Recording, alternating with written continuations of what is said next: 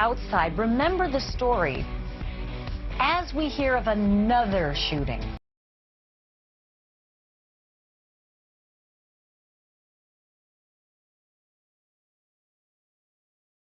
Outside remember the story as we hear of another shooting.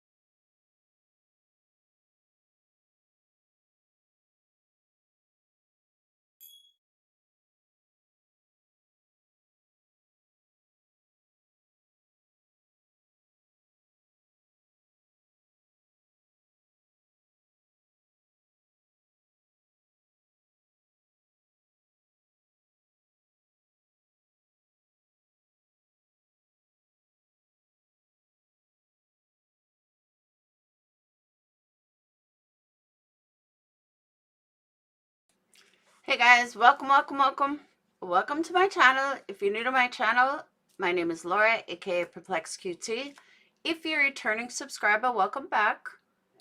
And again, I apologize for earlier. If you remember, you can see it, but everybody, loses their shit once in a while when someone lies about them, and it needs to be called out.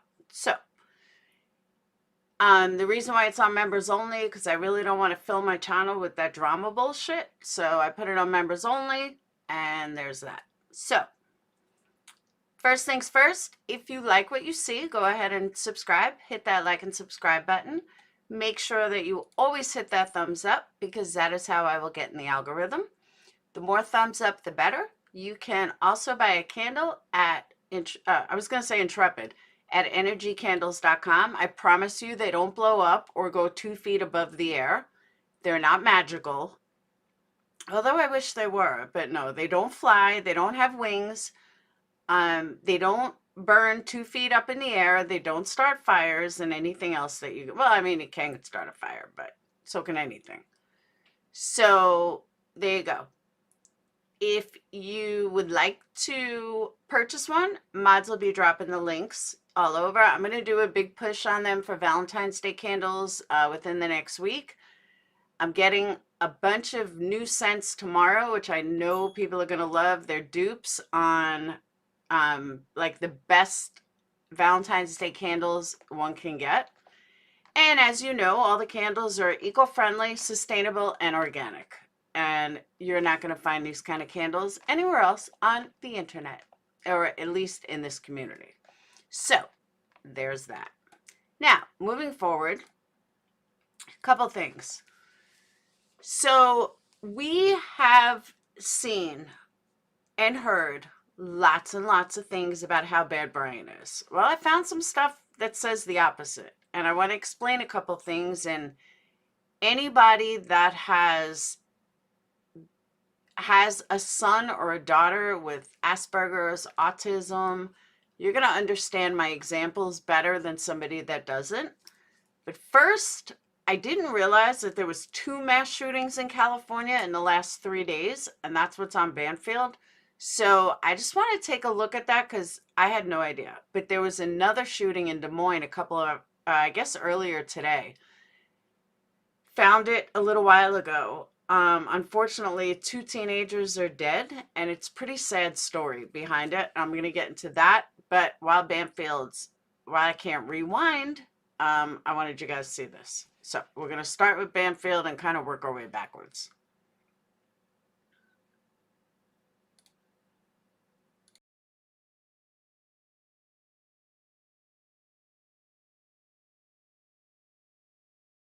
For 26 years, just like his father was for. Damn, we missed it. But those guys were like fighting, and the guy has a gun. Anybody that fights with a gun, that's kind of dumb.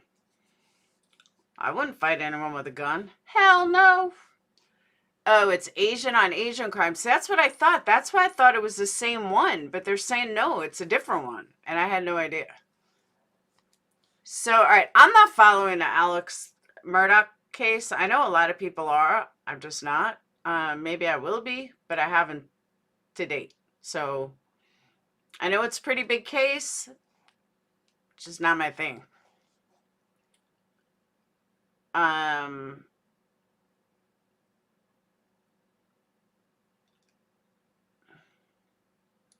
Maggie Murdaugh, Alex Murdaugh's wife, and Paul Murdaugh, their 22-year-old son, had been shot to death near the dog kennels on the family's sprawling hunting ranch called Moselle. A shocking crime under any circumstances, but not the first tragedy for this immediate family. At the time of his death, Paul Murdaugh was awaiting trial for allegedly driving a boat that crashed in 2019, killing a friend named Mallory Beach. The year before that, the Murdaughs' longtime family housekeeper, Gloria Satterfield, apparently fell down the stairs at their home and then died 3 weeks later. After the murders, it came out that Alex had stolen insurance money meant for the housekeeper's sons, and the Murdaugh family law firm asked him to resign. And 2 days after that, perhaps the wildest turn yet. Alex Murdaugh was shot in the head, or claimed he was shot in the head, while changing a flat tire. Curtis Edward Smith, a longtime Murdaugh associate, known as Cousin Eddie, was arrested along with Alex for allegedly helping Murdaugh swindle a life insurance company. A cascade of fraud charges would follow, 80 of them or more, amounting to millions upon millions of dollars, allegedly stolen from clients and his own law partners. Charges that may well see Alex Murdaugh imprisoned for life, regardless of the outcome of his murder case. That is if you can. Okay, my guess, not knowing anything about this case, my guess, he killed his wife and son so they didn't have to take the burden of his crimes while he's in jail. So he decided that murdering them, he's going to be in jail anyway for the rest of his life. So murdering them, they wouldn't have to go through the hell and his son wouldn't have to go to jail. Makes perfect sense, and that's my thing. That's exactly what I think how it went down. So I don't know anything about the case, but that's my assumption. He had no regard for them. You don't think he did it to protect them? Should love their life locked up in a mental institution. What do you mean, stoned? Everyone, are we going to have 2 of these per day? I know. Hey, Carolyn. I know this case, sick no less than 5 death tied to him and no wrong. He wanted their insurance money. Okay. They just said he was going to jail for a bunch of stuff that will put him away regardless of. The wife was just greed.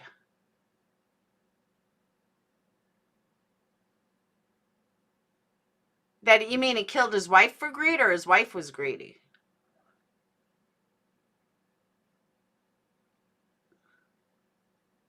Fucking hell. Yeah, I don't know the case, but I'm just thinking that's kind of how it went down. I could be wrong. I know nothing about it. That was just my guess.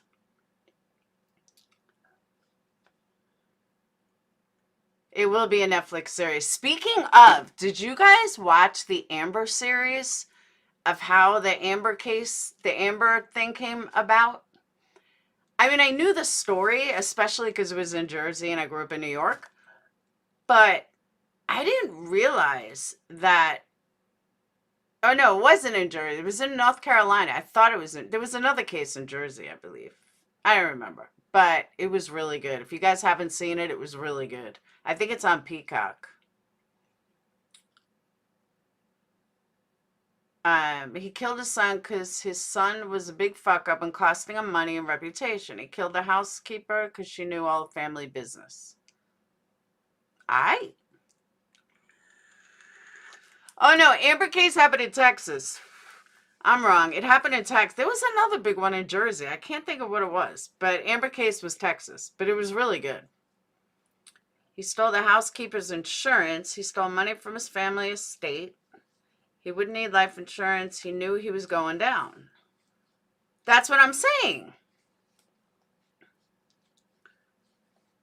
And supposed hit and run. Interesting. All right, I'll have to follow it. I know it's a really big case. I just haven't followed it. But I heard it was big. Before I get into the other case, there's something I found today that I want to show you guys. I know a lot of people, this case was like buried in the ground and nobody talks about it anymore. But I found something today that I thought was pretty interesting. What's even sicker are the comments, which I'll get to after.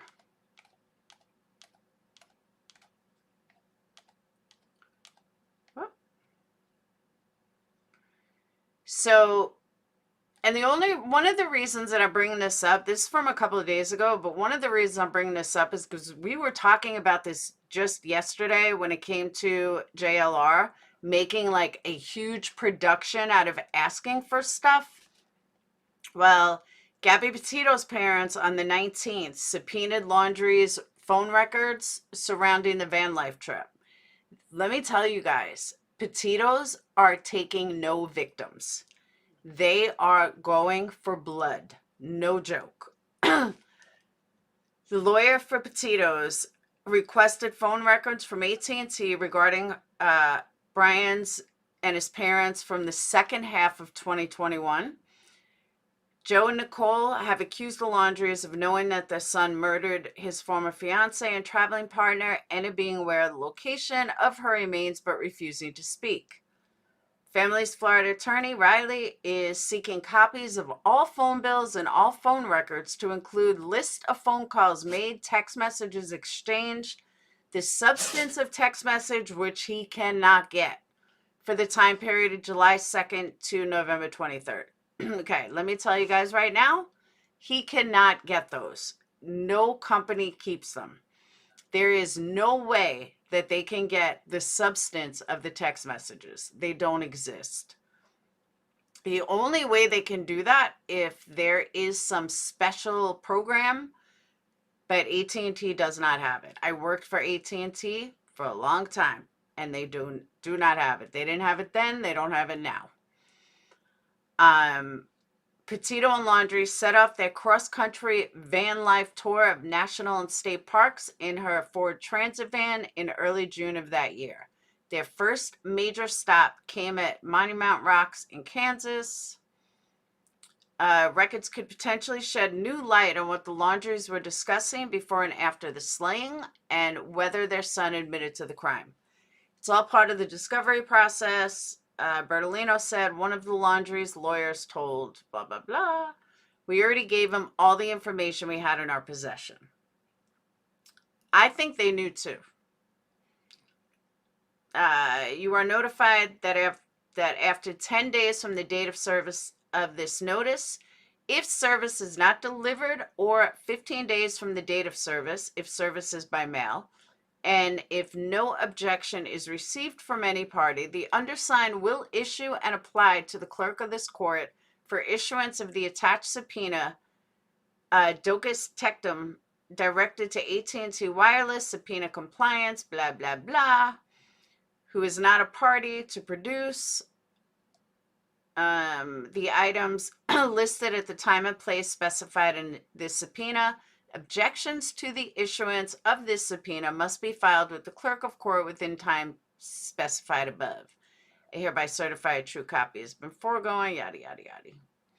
So basically they're asking for everything. Copies of all phone bills, phone records, phone calls made, text messages exchanged, the substance for any numbers for Christopher Laundrie, Roberta Laundrie, or Bryan Laundrie, including the following. Now, the problem is they said or, not end. That should be end. And then they listed the phone numbers. If you choose to appear for the production rather than provide the documents, blah, blah, blah, will be inspected and may be copied at the time and place set forth above. You will not be required to surrender the original items. They just want copies. If you fail to, 1, appear as specified, or 2, furnish the records as requested, object in writing, you may be in contempt of court. You are subpoenaed by the attorneys whose name appear on this subpoena, and unless excused from this subpoena by said attorneys or by the court, you shall respond within, it says as directed, but you have 15 days. They are taking no prisoners. None.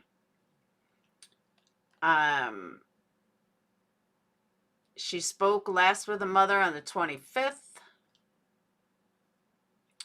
And then it's just blah, blah, blah. But have you guys seen this video? There's actually a video.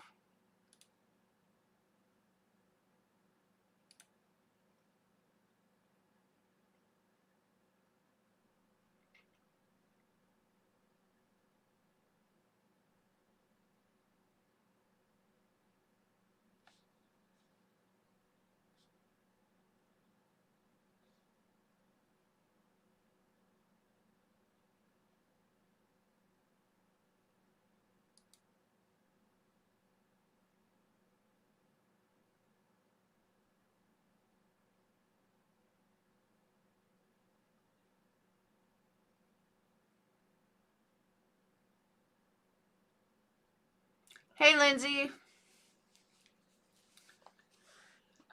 See, then I went back and looked and thought, you know what? Is Gabby, you know, that hitchhiker that I say was lying? Like, did she say it was the 27th? Because this was on the 27th. I thought they said she died on the 25th. But this is the last video of Gabby. This is the last sighting, the last video of Gabby Potato is right there. Which is weird because, like, they're not fighting.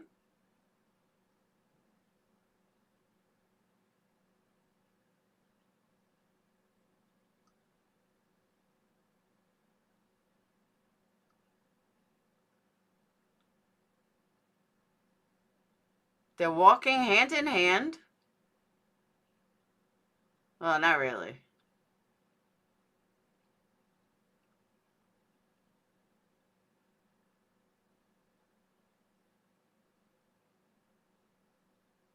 They're close to each other.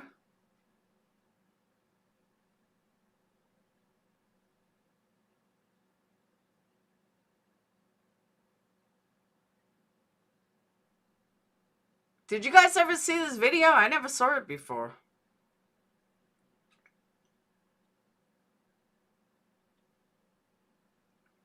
He must have had a plan.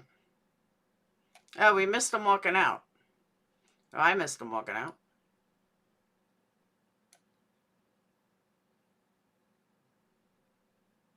Oh, there they are.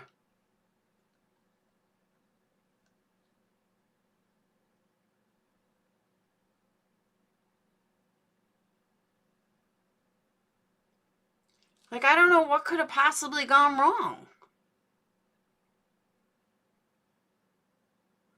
Pull out a parking lot, which leads to the campsite where Potato's remains would be found. It's just so strange.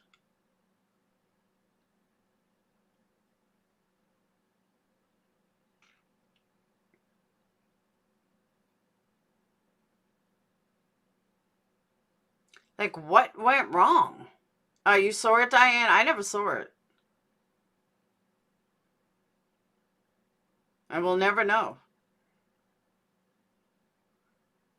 Oh, there's one that shows them in the store? I didn't know that.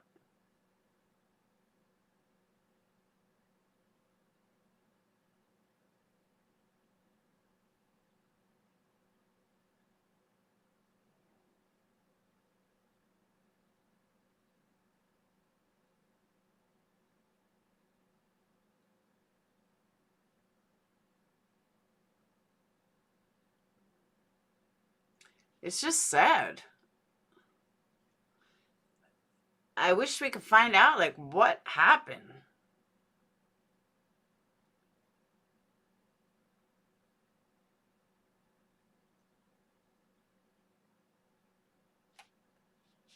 Well, I guess that's it. So that was just one thing I wanted to show you guys because it came up. Oh, also, while I think of it, so there seems to be people are having getting comments about my super chat song. I'll take a poll, but people that do super chat me, I'm pretty sure you guys like the song, right? Because the people that are saying they don't like it don't super chat. But I'm pretty sure my super chatters like hearing the song. So let me know. But only ones that super chat. Alright, the other thing I was looking at.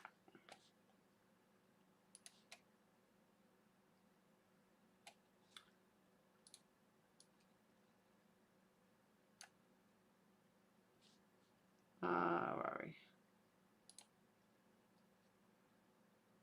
Alright. Some super chat just to, that's what I'm saying. Some super chat just to hear the song. Okay. Because that's what I told them. I was like, well, you don't super chat me. But the people that super chat me actually like it. So, sorry, but they win. Alright.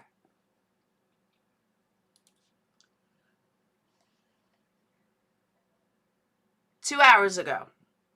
But I'm assuming it actually happened earlier. 2 students killed, Manhattan, Des Moines shooting.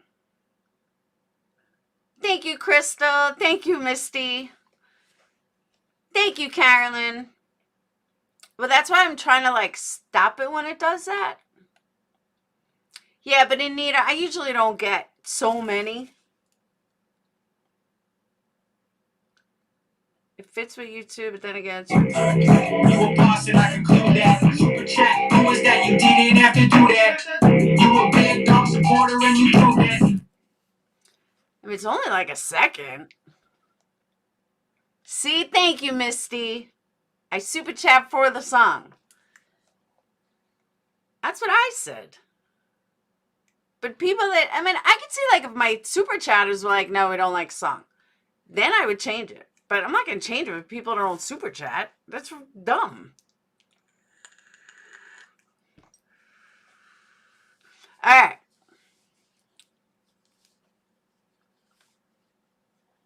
Huh, Jason? You lost me. All right. So Des Moines, 2 teenagers were killed Monday. Yeah, today. And a man was seriously injured in what police said was a targeted shooting at an alternative educational program designed to keep at-risk youth away from trouble. Now, thank you, Adrian. The sad part is what I'm going to read next. I'm waiting for the song so it doesn't interrupt. Thank you, Anita. I'm waiting. You a boss and I conclude that. Super chat, who was that? You didn't have to do that. You a big dog supporter and you prove that. Oh, absolutely, Carolyn. Abso-fucking-lutely. Bye, John. Jason. I think you guys are doing them too fast, so it's only hitting to spread it out a little. Because I think it's getting. Because it's only playing it once. All right. Here's the sad part about it, and I mean this honestly. The injured man was identified as the program's founder, who was actually a rapper who left a life of gangs of violence. He's been dedicated to helping the youth of Des Moines. Now, I don't know if he was a big rapper, local rapper. I don't know. Police said Monday that one man had been charged in the shooting and 2 other people remained in custody. Preston Wells, of 18 years old of Des Moines, charged with 2 counts of murder and 1 count of attempted murder for the shooting at the Starts Right Here program. He was also charged with criminal gang participation. Now think about that for a second, though. This guy was a rapper who left a life of gangs to help people get out of gangs. To help, that's what you want people to do. And lo and behold, what happens? Someone that wants to be in a gang throws away his whole life at 18. Why? Why would you throw away your entire life? Authorities said the shooting was the result of an ongoing gang dispute. Police said Walls was on supervised release for a weapons charge and had removed his ankle monitor 16 minutes before the shooting. 16 minutes. Why? Incident was definitely targeted. It was not random. This was nothing random about this, said the cop. 2 Des Moines teens, 18-year-old male and a 16-year-old male, were killed. William Holmes, a 49-year-old rapper. There you go. William Holmes, a 49-year-old rapper who founded the program and goes by the stage name Will Keeps, was injured and was in surgery Monday evening. Does anyone... I don't follow rap, so I don't know. Does anyone know who Will Keeps is? Because he left the gang? I don't know, but it's really sad. Police said Walls and 3 victims were in the school on Monday when Walls entered a common area where Holmes and 2 other students were. Walls had a 9mm handgun with an extended ammunition magazine in his possession, though they did not specify if he was displaying the weapon. Holmes tried to escort Walls away from the area, but Walls pulled away, pulled out the handgun, and began to shoot both teenage victims. Holmes was standing nearby and was also shot. Then Walls ran away. Responding officers saw a suspicious vehicle leaving the area, stopped the vehicle. He ran. He was arrested. Police said a 9mm handgun was found nearby. Ammunition magazine had a capacity of 31 rounds, contained 3. Mayor said in the vehicle were also teenagers. 5 families of teenagers affected by youth gun violence in a matter of minutes on a Monday afternoon right here in our city. That's crazy. It's sad. Growing and alarming phenomenon. There's little one can say that will lessen their pain. That's true. Nothing can be said to bring them back. Wells had not made a court appearance. It was not immediately clear if he had an attorney to speak on his behalf. That's so sad. All right, Starts Right Here is an educational program that helps at-risk youth in grades 9 through 12. is affiliated with school district. Schools designed to pick up the slack and help the kids who need it the most.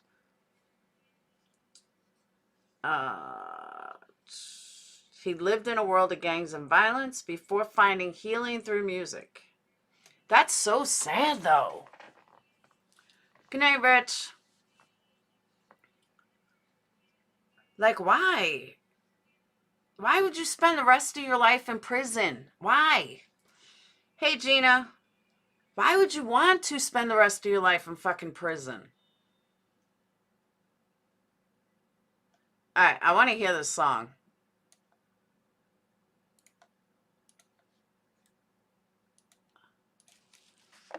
Oh.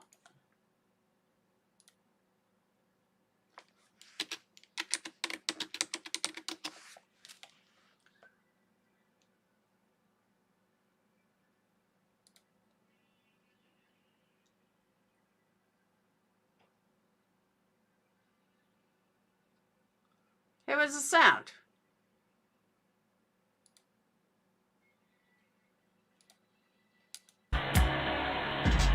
Wake up!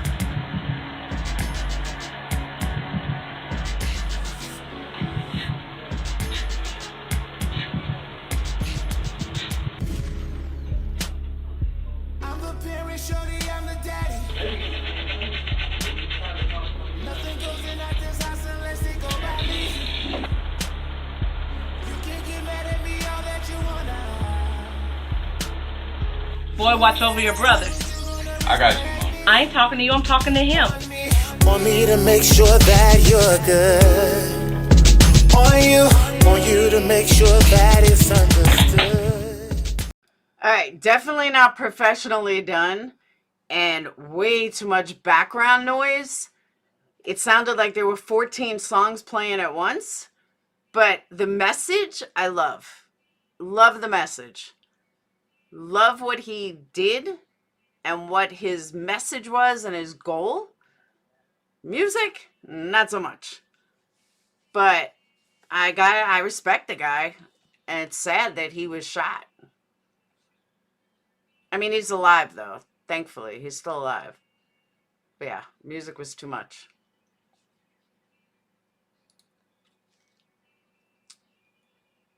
Violence is their answer, exactly. Yeah, I don't get how they did the music like that, but my day crack took a lot of parents' attention. Now it's opioids, generational addiction. Yeah, but you know what I noticed, though? I don't think that drugs are as prevalent with kids as they were back in our day. Maybe on the streets, but I'm talking the, how do I say this without this coming out wrong? The middle and upper class, where we were all doing all sorts of drugs. I don't see those kids doing that today.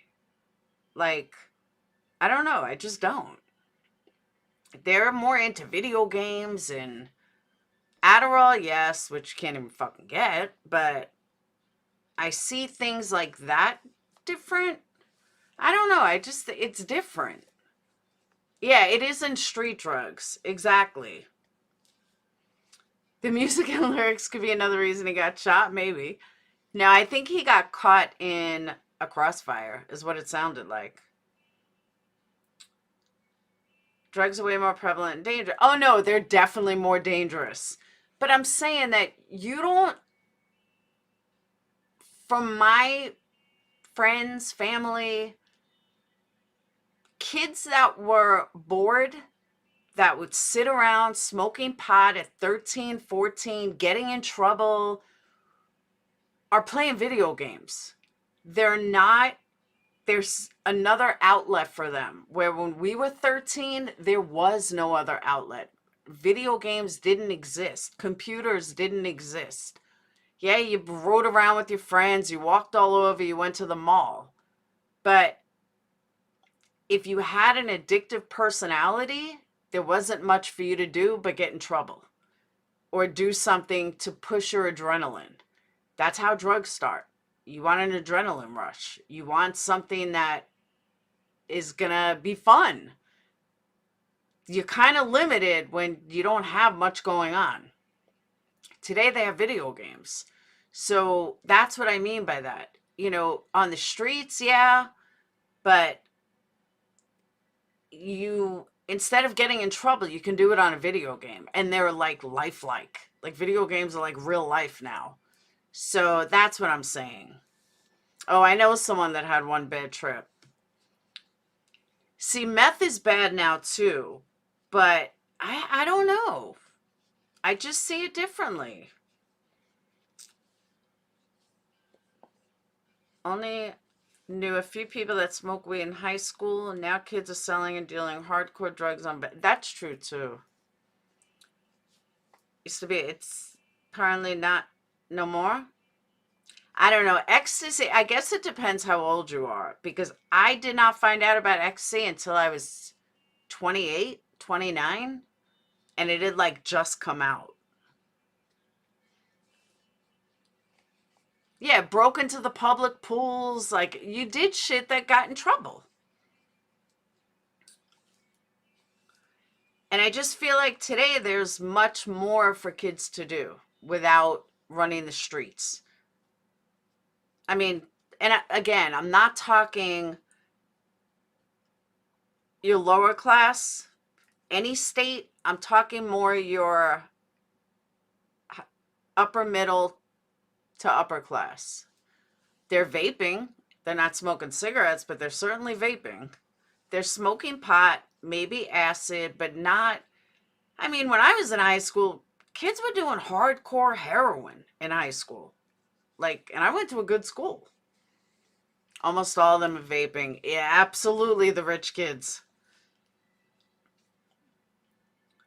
See, I didn't even think ecstasy was still around. Not like it was. TikTok is their high, video games, anything. I don't know. I just think it's different. Maybe I'm wrong. I mean, I'm not saying I'm right, but we didn't have phones. We didn't have computers. And not until the late 80s. I'm talking when we were like 12. There was nothing to do to get in trouble but get in trouble. That's all you could do is get in trouble. You walked through the woods. You did illegal shit.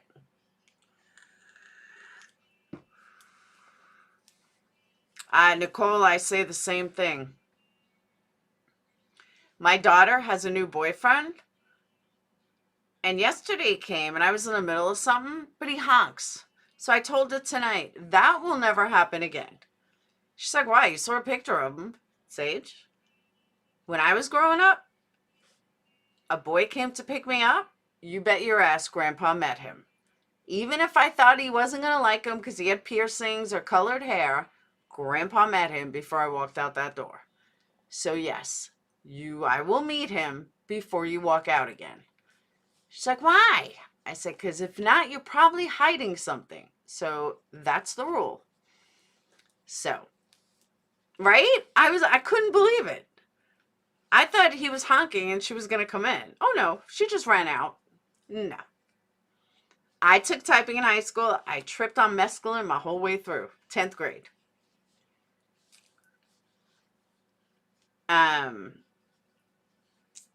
Honking was a no. Exactly. That's why I said, no.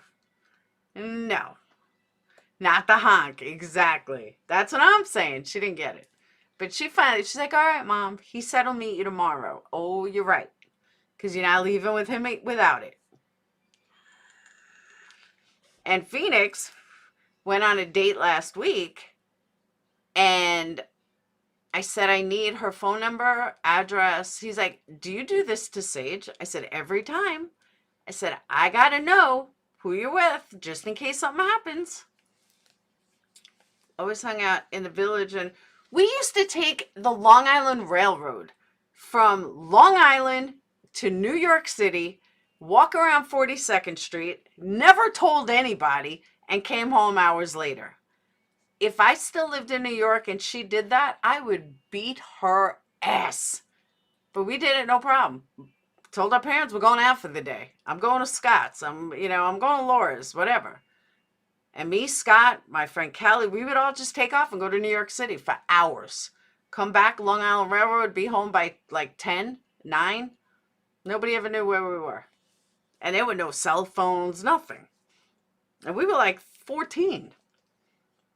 It's crazy. Shit we did, crazy. No, it's not that our parents didn't care, but we had no way to contact them. That's when we still had payphones. I miss the Long Island Railroad too. We did. We still had payphones. Or they would scream outside, dinner, something. It was crazy. The good old days, though. I miss those days. They were fun. They were fun. Are you Jason? Where? If a guy had honked for me and my dad would have jumped it. That's what I'm saying. That's why I told her. Oh, hell no on that. No. You can't do that. It was trust. A payphone, 25 cents. Or beepers. Then beepers came about. Get home. And then you're like, I got to get to a phone. My mom's calling. And mom's like, why didn't you call me back? I couldn't get to a phone. Or I think we were talking about this a couple nights ago. Remember emergency breakthroughs? When your friend's brother was on the phone and you just had to tell her about this guy you met? Make an emergency breakthrough and then you find out like her father was on a business call? Yeah, I've done that multiple times. Those were fun. I feel like I've grown up in the old world. It was nice. The sidekick then changed the world. Now, remember that? Emergency breakthroughs? Payphones were a dime. They were a dime and then 25 cents, or 25 cents and a dime. I forgot which one. Hey, Jesse. Thank you, Jason. No disrespect, you're amazing. That wouldn't be disrespect. That'd be a compliment. And then cell phones came. They were so expensive to use. No, I did have a cell phone when I was 18, but it was this big bag, this huge bag phone. I do remember Super Nintendo and Atari. Party Lines was another one. Yep, Home and the Streetlights came on. They were born in the 70s, old school gen. Yeah, I was a toddler in the 70s. I was more of an 80s kid. If you accidentally hit the internet button, it was a big panic. AOL AOL chat rooms got me kicked out of the fucking brokerage industry. I was born in 71. I graduated high school in 88. Dial-up connection that took forever. I remember all that. See, we talk about like when our grandparents were young and how much they've seen. But if you think about it, we've seen a lot. We have, like, if you're 50 or above, you saw a lot growing up. I mean, we've seen a shitload of changes. Think about when you were young, TVs, microwaves, internet, cell phones. Like, we have seen a lot. It's crazy. Wi-Fi. Me neither, AB. But I met somebody in AOL. I met someone in an AOL chat room that I still talk to today. Like, we're still good friends today. And I met him on an AOL chat room. Smoking courtyard in the high school. Like, I said that to them. You guys aren't allowed to leave school. We were allowed to not only leave school, we could smoke right outside. I remember smoking in the mall. You could smoke in restaurants. It was crazy. Yeah, they know what a fax machine is. They didn't know what a payphone was until I took them to Disney. Disney had a payphone. We've been without and with these things. Remember when your parents used to be like, Laura, get up and change the channel because they were too lazy? They don't know what that's like. Where's the remote? I remember my dad used to make me and my brother get up and change the fucking channel. I was like, why do we have to get up and change it? My dad's like, go ahead, change the channel. Smoking on an airplane. I remember that when I was 8. 1990? Yeah, 90. Yeah, that was the beginning of pagers. Go to other schools for lunch, exactly. Oh, we didn't have a smoking area, just outside. You could smoke outside though. Yep. I used to go outside and move the antenna. That's right, antennas. There was no remote. The cable remote on the fat cord. That I don't remember, but I remember my dad always making us, me and my brother, get up, change the channel. I said, why do we have to do it? It's Lex, that's what someone said, that there was video of that. I'm going to get back to that. We just kind of got sidetracked. We were definitely 80s kids. Yeah, they would just nap and don't dare change a channel. Yes, making tapes of songs you love, and then CDs came about, but I remember walking around with a boombox. Oh, I remember. When girls started wearing pants school, now we always wore sweats. Or when you had to buy actual film and nothing was digital. Donna Summer, video stores, albums, record stores, smoking in the hospital. I did smoke in the hospital in 1995 and even in 2005, 2004, I smoked in the hospital. Dedicating songs to people on the radio. I don't know how many people from New York, but you gotta love Fingers Metal Shop. If you paid for cable, there were no commercials. That's true too. I forgot about that. Waiting in line for concert tickets. I do miss some good old days. By the way, anyone on Sweet Caroline, I was just going to say, anybody living near Jersey, Motley Crue and Def Leppard are playing next month, I think. How to buy flash bulbs for cameras.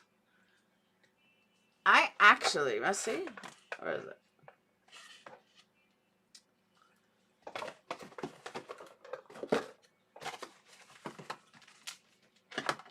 Oh. Is it in here? What do I do with it? It's not in here. I bought a video camera at I bought it at Goodwill. It was like 30 bucks.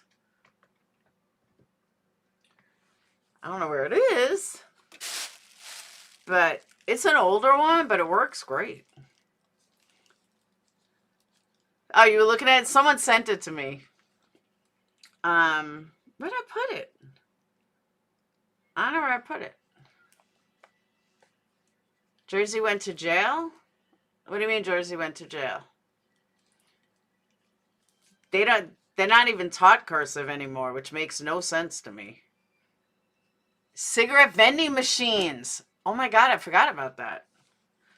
And you could also, I remember being 12, going to 7-Eleven, buying cigarettes for my mom. I remember that too.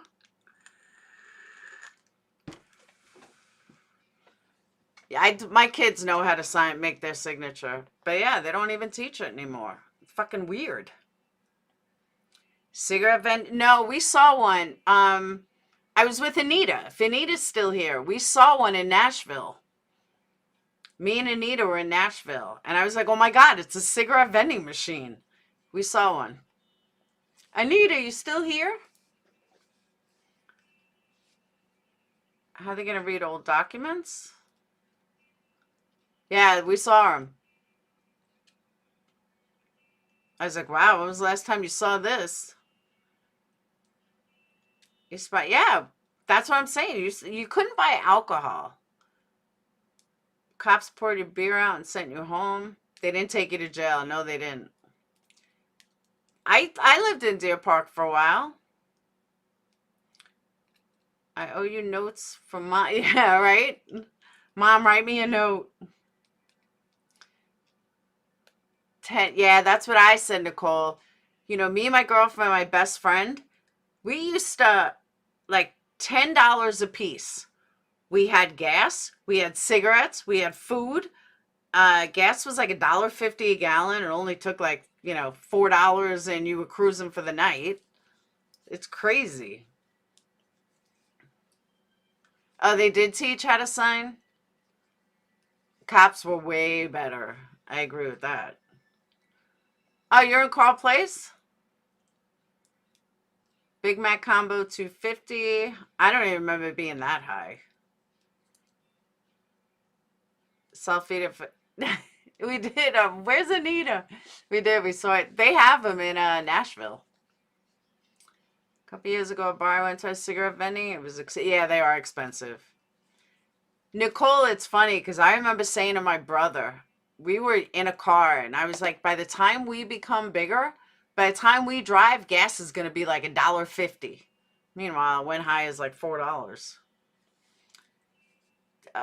I don't remember. I only remember buying dime bags. $10 got you like 5 dupes. Yeah, I don't remember what it was when I started driving. Thanks, Jason.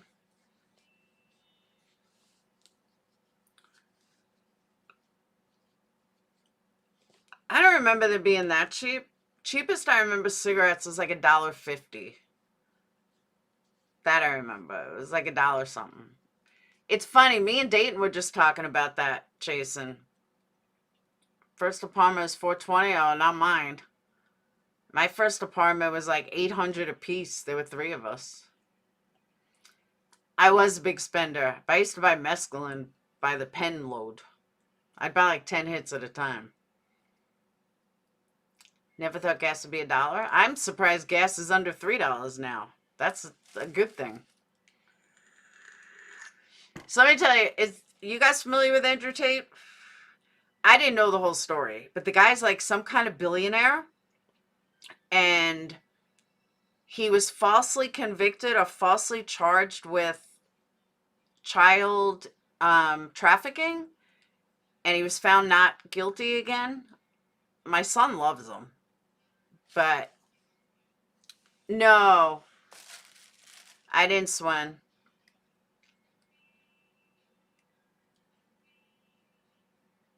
I remember typing class. I remember driver's ed.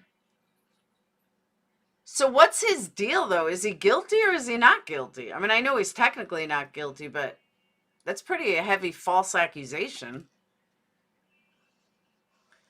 He's some billionaire who, he was from what Dayton told me, he was a king, a kick fighter, like a 4-time kickboxer champion. And then he copyrighted Bitcoin or something like that.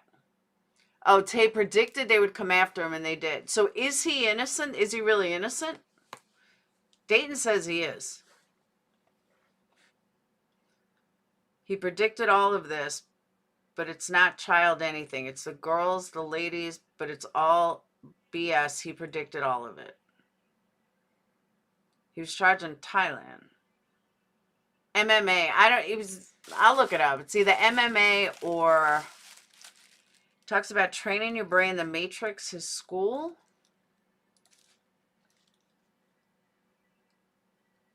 Oh, I do remember candy cigarettes. You could still buy them at Hobby Lobby.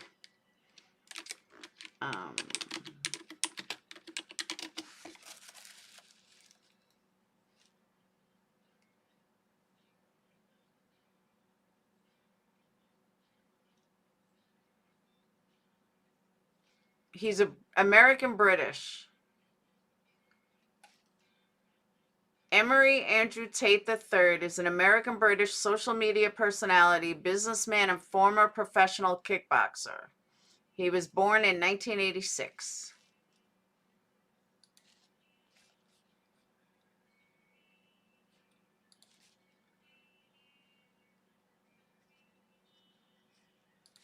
Net worth of $700 million.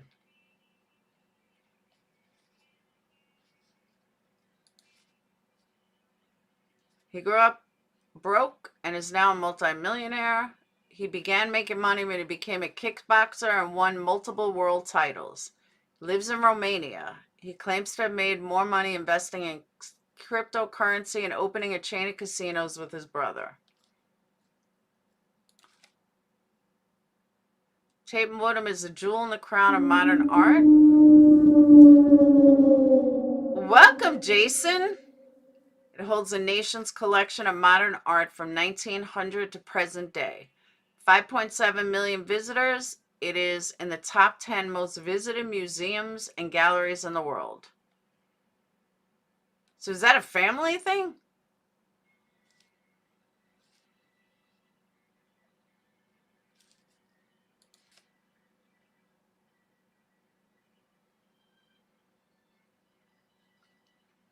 Kickback, a self-described misogynist.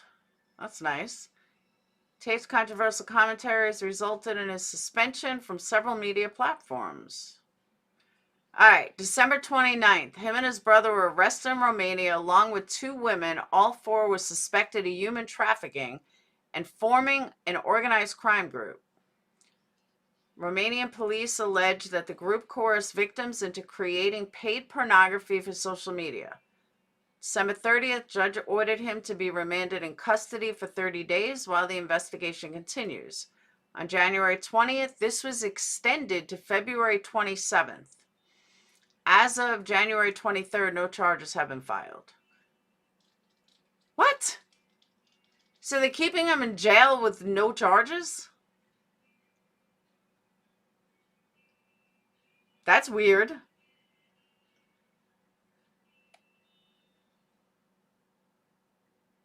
He was on Big Brother.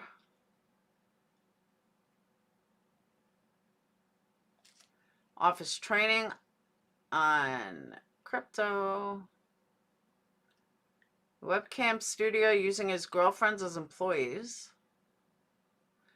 They're in the webcam business, employing 75 webcam models to sell fake sob stories to male callers, claiming to have made millions of dollars doing so.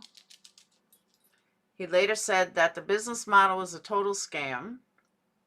He operated Hustler Universities, a platform where members paid $50 monthly membership fee to receive instructions on how to make money outside traditional employment. He was a facilitator. He's a scam artist. He's a hustler, really.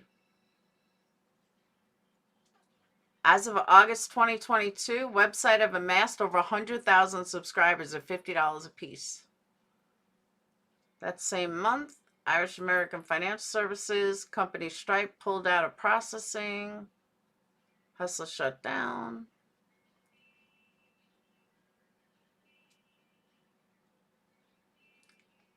All right, Tate received detention for his tweets describing his view of what qualifies as sexual harassment amid the Harvey Weinstein, and for tweeting several statements about his view that was sexual assault. Victims share responsibility for their assaults. Criticized for tweeting that depression isn't real. Oh, so this guy's like an asshole, and he's a millionaire. He makes millions on it. I'm an asshole. People just don't shut the fuck up, and I'm not a millionaire. Make that make sense. Goes back to what I said. Guys get away with everything.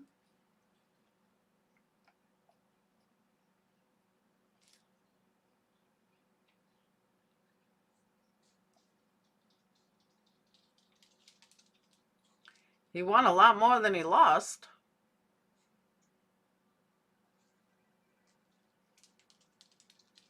All right, so now we know who Andrew Tate is. Better check your credit card? That's crazy, though. But you know what I mean, though? This guy's an asshole. Nobody cares. I mean, people care, but you have a guy that's an asshole, and everyone loves him. You have a girl that's an asshole, and oh my God, she's the worst person in the world. Get the fuck out of here with this fucking bullshit.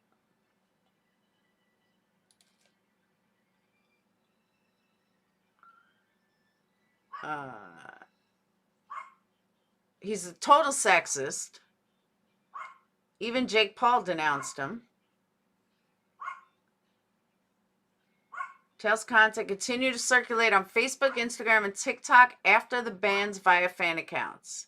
Following the bans, Tate moved to an all-tech platform, Getty and Rumble, making the latter briefly become the most downloaded app on the App Store. Make that make sense.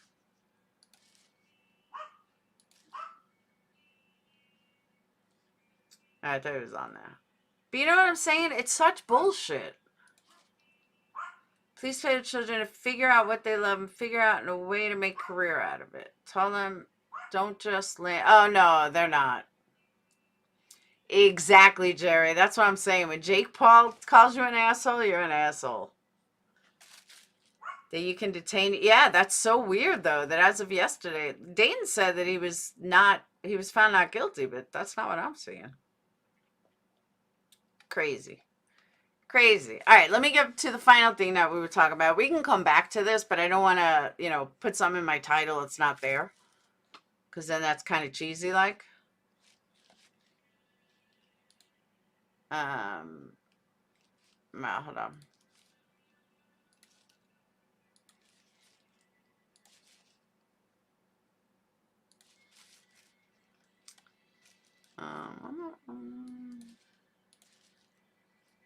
Can impanel a jury.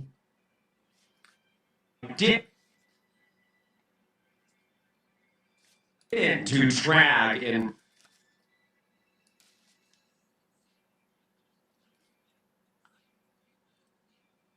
All right. Isn't the law until one proven guilty? Yes. My baby's barking at yours right now. Wait, you hear a dog barking? I hear a dog barking. Probably maybe. No, Buka's laying in bed. All right. So what I want to talk about this, everybody always said, now this is from the 11th, but I haven't heard this. I haven't seen this. And it's kind of frustrating that it really is frustrating that nobody talks about it. Nobody's sitting there talking about the nice part of Bryan per se. So Kohberger, no. All right. For the man accused of killing 4 University of Idaho students in November, the rest of the fall semester appeared to be business as usual. Bryan is accused of fatally stabbing. We know all that. 4 days later, when many students in the college town of Pullman, Washington were canceling their appointments and leaving the community amid fears of a killer on the loose, Kohberger attended a routine medical appointment near his apartment. Receptionist at the office, who asked Insider not to name her or the business because discussing the interaction could violate medical privacy laws, told Insider that Kohberger was especially friendly at his appointment, prompting the staff to take notice. Kohberger was so friendly, in fact, her boss commented on it. He said, "He's so nice and charming." She never says that about anybody, the receptionist told Insider. I was like, yeah, he really was. At Washington State University, where Kohberger was studying for a doctorate in criminology, he continued working as a TA on campus. On the first floor, where Kohberger studied on campus, his photo used to hang in a framed display of criminology students. By Friday, a blank space was in the montage with ripped paper. Inside indicated that his photo has been torn out.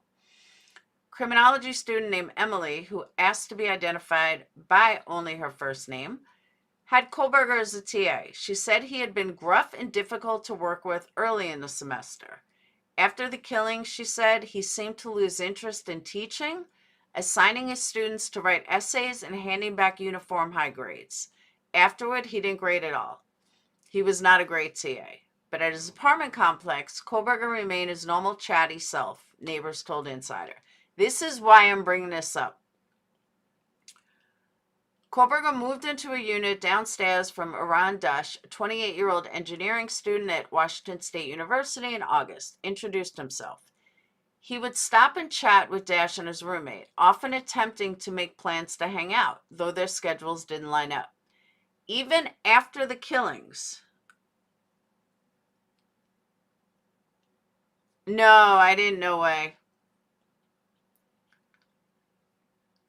Have you heard about DA taking herself off of Xana's mom case? Xana's mom was her case before Bryan. That's interesting. It really is.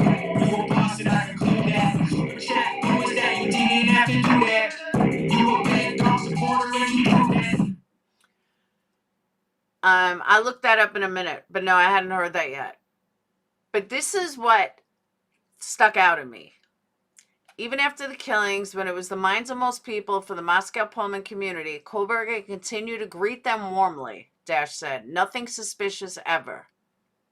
All right. This is the second time that we've heard about Bryan and him not really having friends and him trying to make friends. The reason why this stuck out at me. All right. My son Phoenix, as brilliant as he is, has Asperger's. And what Asperger's means is he doesn't understand social cues. If there was a quadruple murder that happened in the same house as Phoenix, he would be fine a day later.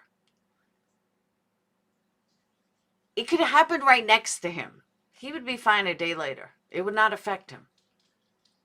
At least I don't think it would. That's just the way his brain thinks. He doesn't, and if you look at him, talk to him, perfectly normal kid. But I know this about him. And he can't read social cues like other people. Which makes me think, and I know it's been talked about, that Bryan may have Asperger's, autism, something. And I know technically they're one and the same, but they're really not.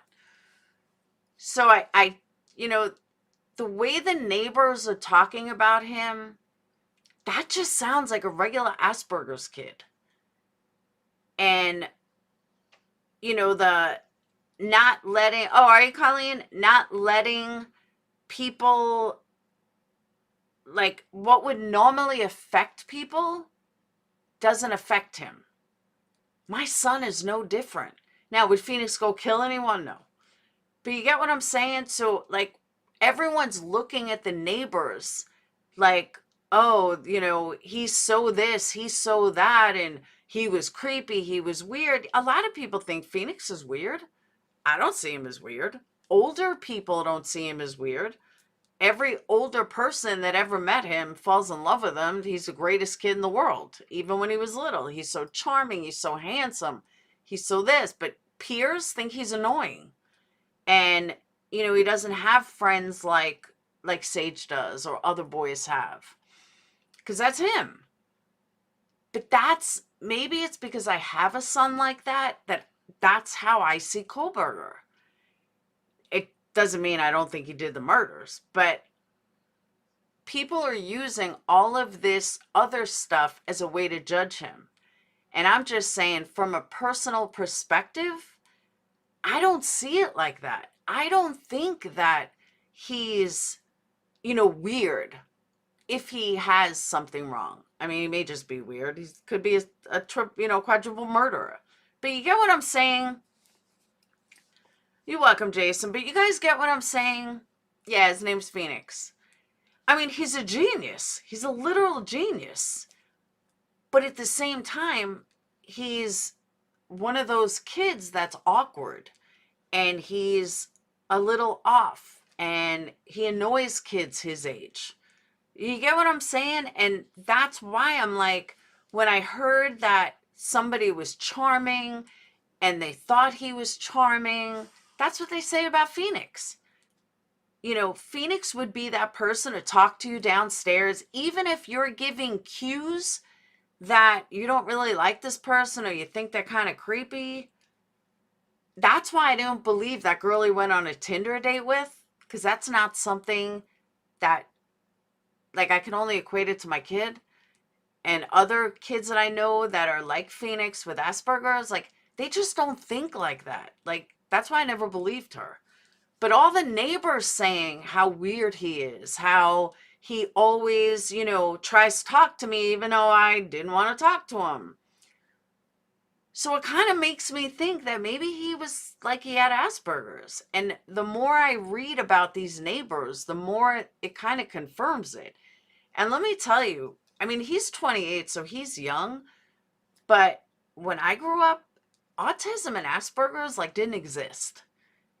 If you weren't normal, they would name you mentally defunct or the R word. They didn't have autism. or definitely didn't have Asperger's, or nobody was diagnosed with Asperger's. That didn't come till years later. Media has dehumanized him, absolutely. So anyone that knows or has somebody close to them on the spectrum like that, you know what I'm talking about. That it's something like, that's what I keep getting off of all of them. Oh, absolutely, Gina. He is going to be rich. I already told him he's buying me a mansion. Yeah. He got I'll give you an example. He got a letter today from Seton Hall. Seton Hall is not a bad school at all. It's ranked like 137, but they're offering him a full scholarship. And I said, here, you should look into this. He's like, I never even heard of this school. How have you not heard of Seton Hall? And I didn't apply there. I never got it. I never heard of it. Well, you got this today, so you may want to consider it. So, but yeah, he just doesn't think like, he just doesn't get it. I mean, he's fine in other ways. He just doesn't get if someone doesn't like him. He'll still try to talk to him. He'll still, buddying up. So, yeah, I don't think he wants an Ivy League. He really does. He's put it out for all of them. I said, well, full ride. It wouldn't be a bad thought. So we'll see. We're still waiting. But, so yeah. So that was my point. And it really just hit me. Yes, Phoenix and Sage are the twins. They're seniors. Dayton's my little one. He's not little. He's 15 and 6'4", but to me, he's little. He's my baby. I've worked with many people who've seen it. That's why I told him. I said, honey, it's not a bad school. I mean, it's not a top 20, but it's not a bad school.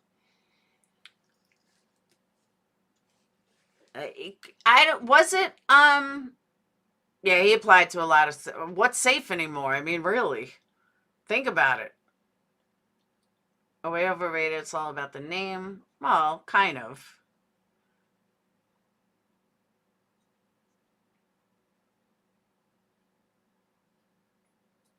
Song stinks, too punkish.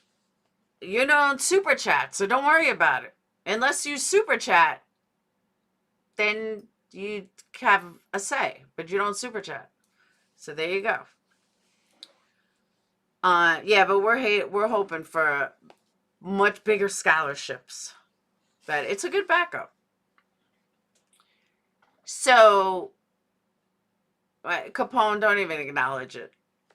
But that's what I was saying. That just stuck out at me really, really a lot. That was he on the spectrum? And I hate to be like that creator, but the more I hear, the more I think that I do kind of think he may have been on the spectrum. He's being held without bail on 4 counts. That's another thing. A lot of people in my Purple fam all looked for this April date that she's talking about, and nobody could find anything. We looked over and over and over. Nobody could find anything. So, if someone has a copy, that's what I say, Colleen, but you're from Jersey. I know rumors have been flying around Desert Dweller, and I'm really starting to think that I'm right on that. Like, I think that what people are reading, thank you, Crystal. I really think what people are reading as he's creepy, so that must make him a murderer. I'm kind of tending to think, no, he was just maybe have Asperger's. And that, I mean, it fits with everything else. Now, just because he has Asperger's,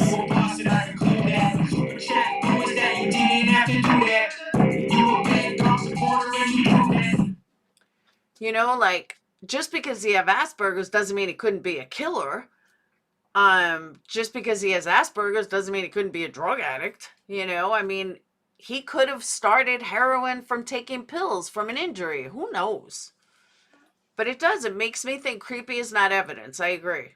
But I don't know. I just started thinking about it. And everything I keep hearing about neighbors, and then older people think he's charming. And this neighbor thought he was creepy. And that neighbor thought he was creepy. I mean, I don't know if there's a way that we could even know. But everything I'm hearing, it just really does sound like that was his problem. Could also be the people are just calling him creepy. Yeah, but you know what, Faraz? If you don't understand Asperger's and you don't understand, I can't really say autism because Phoenix really doesn't have signs of autism in the general sense, because his whole thing is social. It has nothing to do with learning, obviously, but it's just social. He just can't read cues. And when he has to tell you something, oh, he's telling you. He will interrupt anybody. We know someone else like that, but he will interrupt you. He doesn't even hear you talking. He's gotten much better as he's gotten older. But when he was young, it was like, Phoenix, shh, somebody else is talking. You know, wanted to learn and learn and learn and learn. And then he discovered video games, and that was how he started getting social and less, you know, wanted to talk to people. And then I find out he's a writer. He wrote the most amazing essay I have ever heard. I was like, you wrote that? I would read it to you. He won't give it to me. And then he read it to my friend Joe the other day. Joe was blown away. He's like, Phoenix, I had no idea that was in you. Even his teachers were like, you should be a writer. I mean, unbelievable. And his social skills, though, like he doesn't get it. He just doesn't get it. Well, Kate, what he's going to do is he's going to go whatever college he gets accepted to. He's going to do a year, maybe 2, and then he's going to transfer over to MIT. Nah, he's just a francophone. It was his common essay to get into, you have to write common essay for colleges, applications. And originally he wrote it just about being an engineer, and I made him change it. I said, Phoenix, everybody writes about engineering. Get personal, make it personal. Talk about your life, talking about growing up and doing it without a dad in your life. And it was just me and the struggles we had and the good times we had. And oh my God, it was so good. One of the best essays I did not know he had it in him. And I've been with him his whole life. Did not know he had it in him. It was so good. Talking about, his dad was never there, and he always, had a mom that would do anything that I could. He never needed for anything. Either did his brother or sister. I did the best that I could and taught him values and morals, and he knew that he was going to be better than his dad. Oh my God, it's so good. I wish maybe after he gets accepted into college, he'll let me read it, but he won't give it to me. I was like, I just want to show grandma. He's like, no, you're going to read it to your friends. No. I said, all right. He got picked on being chubby. So that was the other thing. Do you really believe that Bryan would murder 4 people for being bullied? That's a pretty heavy. Oh, I was super proud, Nan. Like I said, after he gets accepted, maybe he'll give it to me, but it was so good. Oh, it was so good. Dane's a good writer, too. He just doesn't want to do it. He's lazy. Pineapple is good on pizza. I don't care what anyone says. I don't care. I'm a New Yorker. I like pineapple on pizza. I actually had a bite tonight. So, oh, really, Michelle? Yeah, he's wanted to do an engineering forever. Bags checked walking in the door. She was sneaking books. It covered entire room. Dang.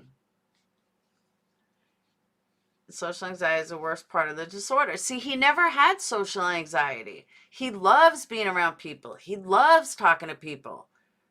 but he just doesn't get if they're bored. That's the one, Stoned. It's Phoenix. Thanks, Coffee. But that's the thing that, like, when I think of Bryan, like, Phoenix was bullied. He didn't murder 4 people. He forgot about it as he got older. You know, Sage says certain things still happen in school. Phoenix ignores it. Do I think it maybe played an effect? No. Do I think it bothered him at some point? I think he forgot about it a day later, because he would try to talk to the same kid the next day. And he just doesn't get if people don't want to talk to him. Like, you'd really have to walk away. And he's been like that his whole life. So with Bryan, whenever you're looking at somebody or profiling somebody, not as a professional, but like as a YouTuber or as a, sub or a human being, we profile based on what we know.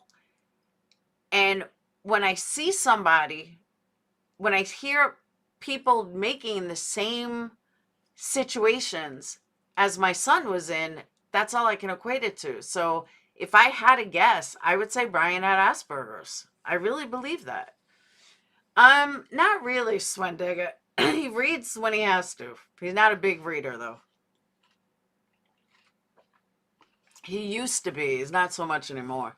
I shouldn't say that. He reads articles. He doesn't sit down and read a book. He does everything online, if that makes sense.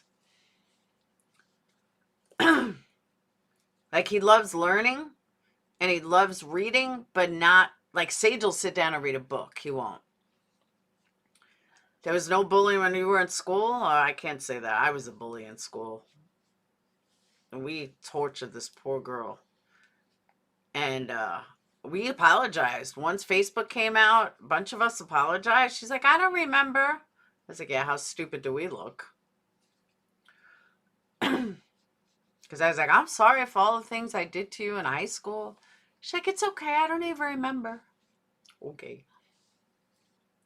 I got bullied for being trans. It just made me want to be female even more. There you go. My best friend's... All right, I'm going to say this wrong because I always mess it up and she always yells at me. My best friend from high school, I'm still best friends with today. Her son, I got it right this time. Her son wasn't always her son. At 12, she decided that he was really a guy. And you saw the transition. And it was it was wild to watch the transition. I was like, what happened to Sarah's hair? But now she's a full-blooded boy. She's same age as Dayton. She's a couple months younger than Dayton. But we can't call her Sarah anymore. Her name's Grayson. Why'd you torture her? She was just greasy. We were, honestly, I probably shouldn't say this, but we were spoiled rich kids. We were bored. We were high. We were this foursome that fucking tortured everybody. I mean, we weren't like mean girls, like, we weren't wearing short skirts. Not like, I mean, I graduated 1,500 people. But there was one girl, Cynthia Morse, that she was just greasy and she was poor and we picked on her. It was horrible. But it is what it is. I'm very spiteful, so the more you tell me, the more I'm going to do it. Oh, I'm the same way. Yeah, Sarah's dead. She's gone. She's now Grayson. But it's funny because I said to Sage, I was like, how hot is this kid? So he's like, he's good looking. Looks a little feminine, but he's good looking. I laughed. I did apologize. Yeah, my graduating class had 1,500 people. Me and my friend Debbie did apologize. One of the girls in our foursome passed away. Actually, 2 girls passed away. Now that I think about it, it was just me and Debbie that are still alive. But we did apologize. Yeah, he was very young. I'm saying it right now, because I would get confused. But I tell her, when I come to New York, I'm going to call her Sarah. Oh, no, you're not. You're going to call her Grayson.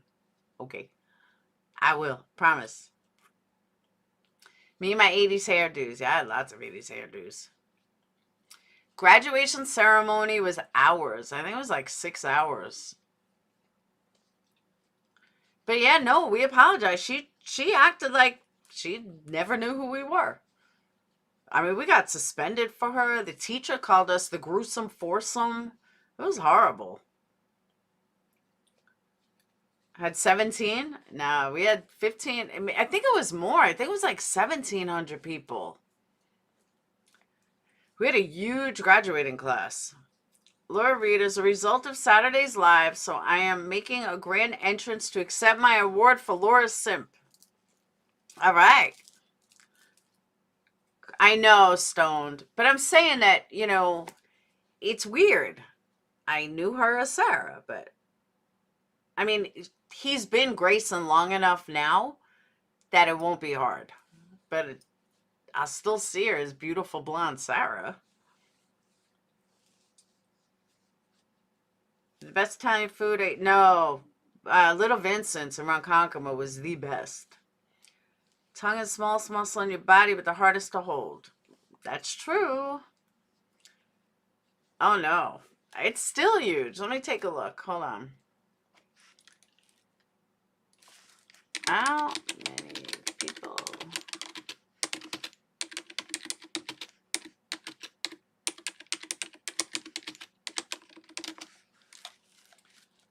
All right.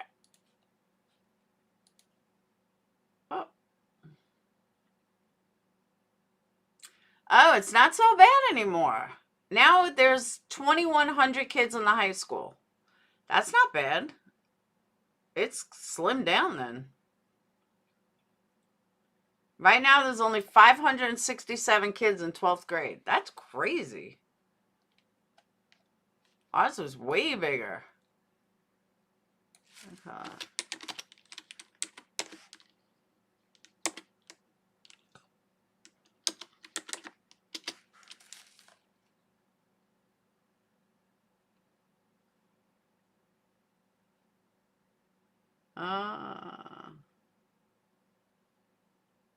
See, even the Facebook group of my grade, of my year, has 777 members. Just in the Facebook group. And, like, who's even in the Facebook group?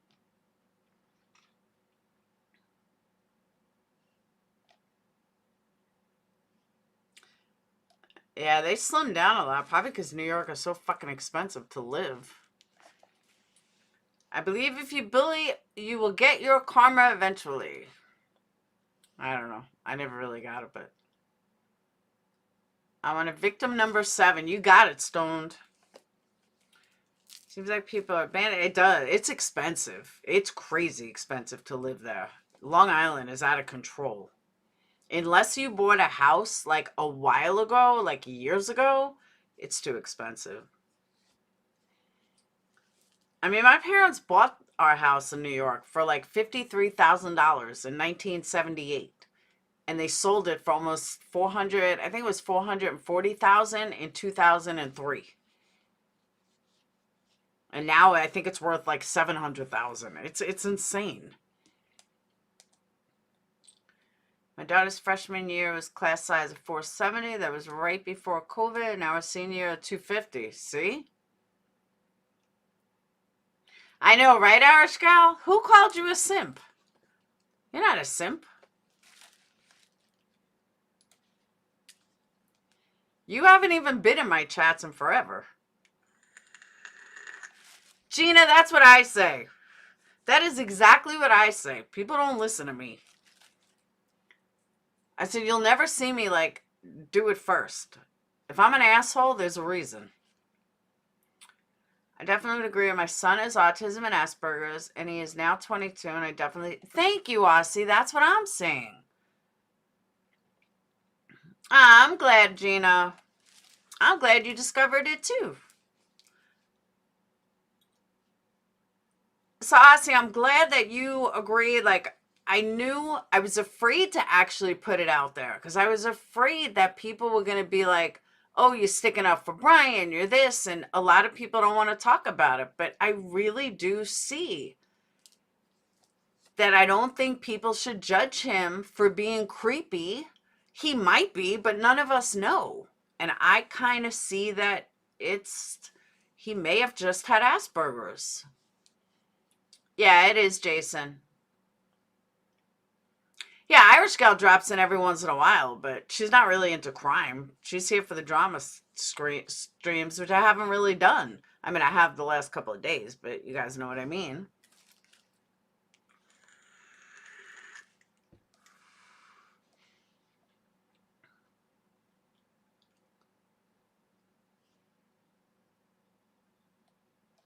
I don't know. I just found it weird. Here's another one. He was eager to make friends, and so chatty one sometimes dodged him. That's an Asperger's thing.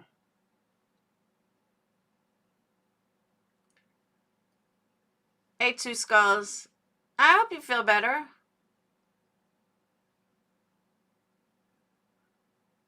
And like stuff like this. Why wouldn't Kohberger keep an appointment? Why wouldn't he? I'd keep an appointment. When I was 12, in the 17 magazines, I remember 17, filled out a pen pal thing, and she was from East Moriches, Long Island. We're still friends at 44 and never met in real life. No shit. East Moriches is it's out, like, it was far from where I was. That was like towards the Hamptons, but all the way on the South Shore, I think. Some people are a little harsh when it comes to that part. I would have been his friend, and I'm very protective of people that Gina, I totally, totally agree. Totally agree. Asperger's would explain his odd post. See, the visual snow, I can't figure out, because everything that I've read about visual snow, he did not have it. He wouldn't have been able to be as successful as he was if he had it. And you can't read. It's like debilitating, they said. You wouldn't be able to read. I used to have a friend, Frankie. You grew up in Dix Hills, you know Joe Menino? I dated him for like 2 years. He was from Dix Hills. He cheated. Joe Menino and Frankie. But they own Menino's Pizza. No, I don't think it's rumors, but he did not have it. Dix Hills, North Shore, yeah. No, is it North Shore? You know Joe Menino? He was my love. I love Joe. I got a picture of him still inside. Cousin that is Asperger's, and they're siblings, and if anybody messes with them, well, I hear you. Good night, Sweet Home Alabama. You do remember them? Joe moved down to Florida, I believe. I loved him. I was going to be Laura Menino. Hey, Whistle Down. Then he cheated and I dumped his ass.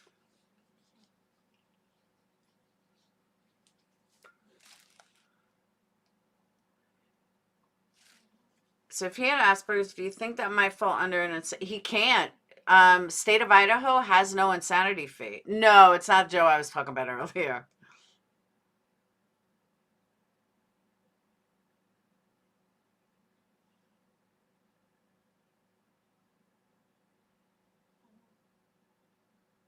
But there's a picture that I have of me, Joe, my parents, my brother's wife. Yeah, autism is an insanity, but I know what you mean. But no, he couldn't use the two together. He probably couldn't drive. He had visual snow, exactly. Yeah, from everything I'm reading, he definitely did not have visual snow. People are like, well, how do you know? Because all you have to do is research it. And once you research it, you'll learn he did not have visual snow. Yeah, Joe Menino, yeah, his parents own Menino Pizza.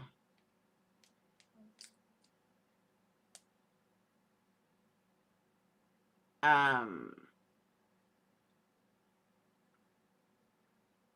20-year-old engineering student. So there's more than one Joe. Yeah, the Joe here is just a friend. That Joe, I was like 30, 29. Trying to think. It was after my divorce. I know that. I got divorced 28. Hey, Patty. I got divorced 28. Patty, you know who's playing by you? Motley Crue and Def Leppard are playing in Jersey somewhere. Asperger's more biological brain structure. They have autoplastic defenses. Antisocials have alloplastic, both socially inept but very different. No, Asperger's is a social disease. That's what it is. Once he's sentenced, they said he could file for insanity. I don't know. Person with autism may engage in self-interest. Yeah, that's autism, though. Like I said, I know it's kind of on the same video, same wavelength. Whistledown just dropped a video. And Olivia? Oh, Whistledown just dropped a video? Do I care about Olivia's video? Should I care about Olivia's video? Hit up who? Menino? No, thanks.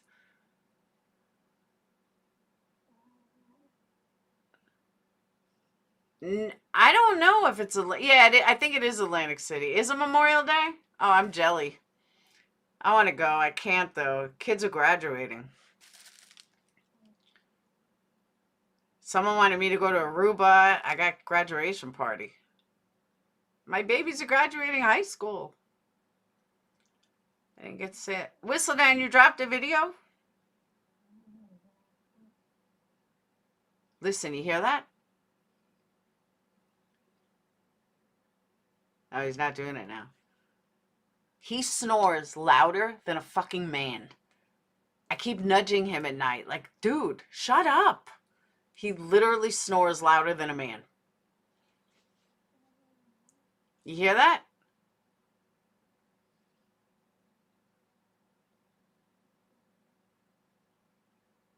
Now he's not doing it.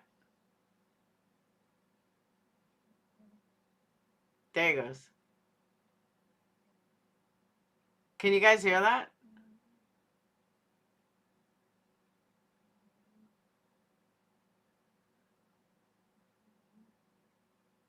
You don't hear that? My dog, my 4-pound little dog. I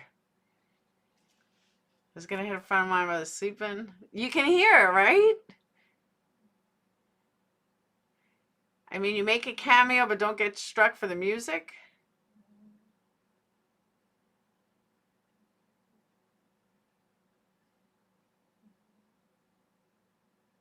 I do. I have 2 dogs. One's a big one, one's a little one. The big one doesn't say a word. Very high functioning on the autism spectrum. So you're talking about the Newfie?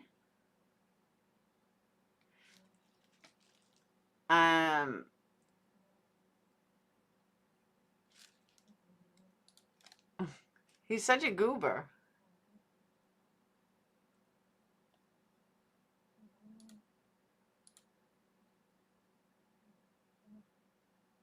All right, let me check out Whistledown. I make an appearance in it. I just have you calling out scammers. Good job. Ooh. I just posted a pic of my fatty sleeping in Discord. Hold on.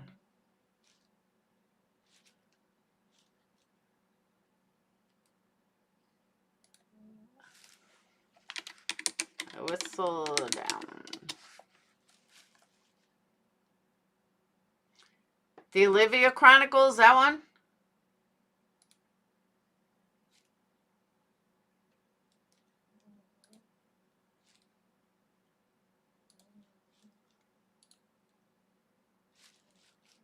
Oh, did Targus talk about it? Did Tragos talk about it? All right, Whistledown's video.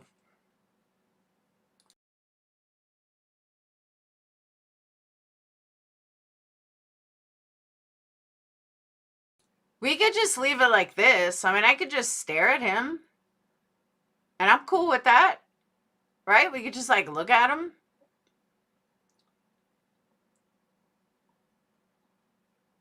I think I'm going to leave him on my screen. I think I'm going to talk to you guys. I'm just going to leave him on my screen. How's that? Kidding. Talked about the second gag order. They are trying to keep information from leaking, and we got a big reason why when we heard directly, allegedly, I guess, right? Directly from the owner of the Mad Greek where two of the victims worked. And they said that is categorically false.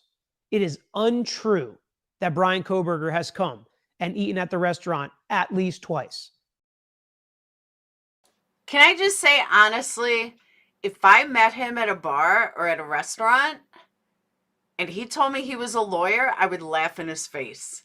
If I met him like at a club and he said to me, guess what I do for a living? I'd be like, I don't know, you work like at a fitness place? You work at GNC? I would never guess he was a lawyer. And that's a good thing, really. He is hot. And they wish mainstream media would do a little more research before reporting on this and giving people a platform to spew things that are just not true and could affect a fair trial. They have made the decision as a whole to go silent and not get involved in the case for the benefit of the victims' families. They feel and empathize with the victims. They mourn with the victims' families. But they haven't told anybody that they can't speak to the media and that they can't speak on the case. They haven't put a gag order on their employees per se, but they found it very unfortunate that some person said something, and because it was juicy enough and because you can sensationalize it, mainstream media ran with it. And that is what we've been warning against from the beginning. And it's not like we're fortune tellers here or we know what's going to happen in the future. Anybody logically could look at this and see the attention on it and see all it takes is for somebody to seem like they have a connection. You have no idea how many messages I get in where people are telling me about connections. Some of them are probably very... You know what I just noticed? His microphone is purple. Woo, woo. He got a purple microphone. I got to bring him over. Just for that purple microphone, I'm going to get an interview. I honestly, I really don't watch him, but he's so cute. I know his dad's an attorney. His dad's a criminal defense attorney, right? But look at that purple microphone. He's got a purple mic. Yeah, he's a lawyer.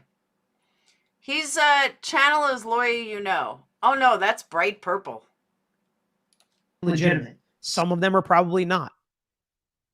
And that's also why I'm happy I'm not a reporter, right? I'm not reporting which one of these stories is true from the potential employee or from the potential owner. I don't know which one is true, but the point is, neither of them should be things that we think about as the public as convicting Bryan Kohberger or as proving his innocence, because we just don't know how credible or legitimate they are at this point. So whatever fact comes out, make sure you scrutinize it and think about it critically. Where is it being reported from? How legitimate is it? Do we know that this person is who they say they are? Because let's think about what a big difference this could make on a potential juror.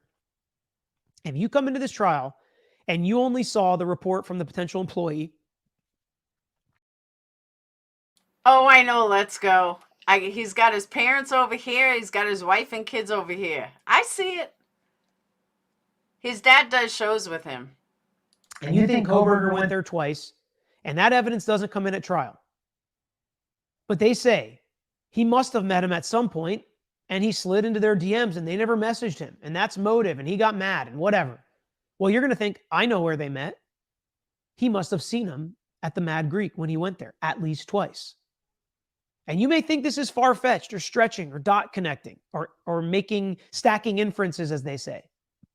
But it's not. We've literally heard people say this when they get dismissed from jurors, after they've been jurors on cases, when they start talking about certain facts that never came in at trial. And you're wondering, where did they get this information? Where did they get these facts? Well, A lot of times it comes from leaks that happen before the trial ever starts. So in this case, we have two literally opposite facts stated as truth for people that are connected to the Mad Greek. So did Bryan Kohberger go there more than twice? Has he never visited there?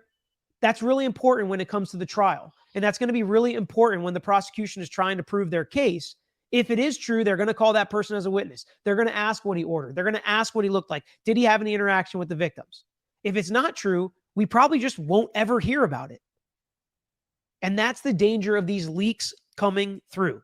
So leaks are okay. Letting me know you heard this, or sending me an article about a leak, or sending me an article about a factor. Totally fine. I'm not condemning any of that. We can look at everything. We can analyze everything.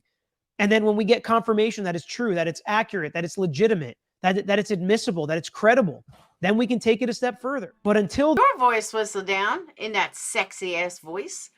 So for those of you that don't know what she's doing here, every single thing that she's showing is Lies by Olivia. So that's what this video, that's what she's it is you. I'm like, I know that voice. It's on her channel. It's Whistle Down.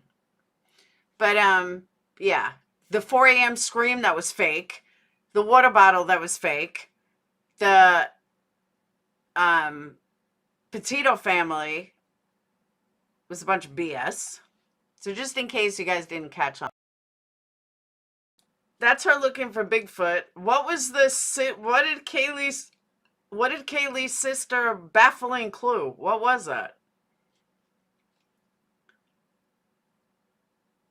Does anyone know what the baffling clue was? There was another leaked call that Betty was involved in. Now we got Jane Doe number 1 and 2, which we know was her. But when I hire you as my accountant, I'll give you the books. Oh, it was a LinkedIn page she was talking about with Kaylee's sister. What was the clue? Whistle Down, amazing video.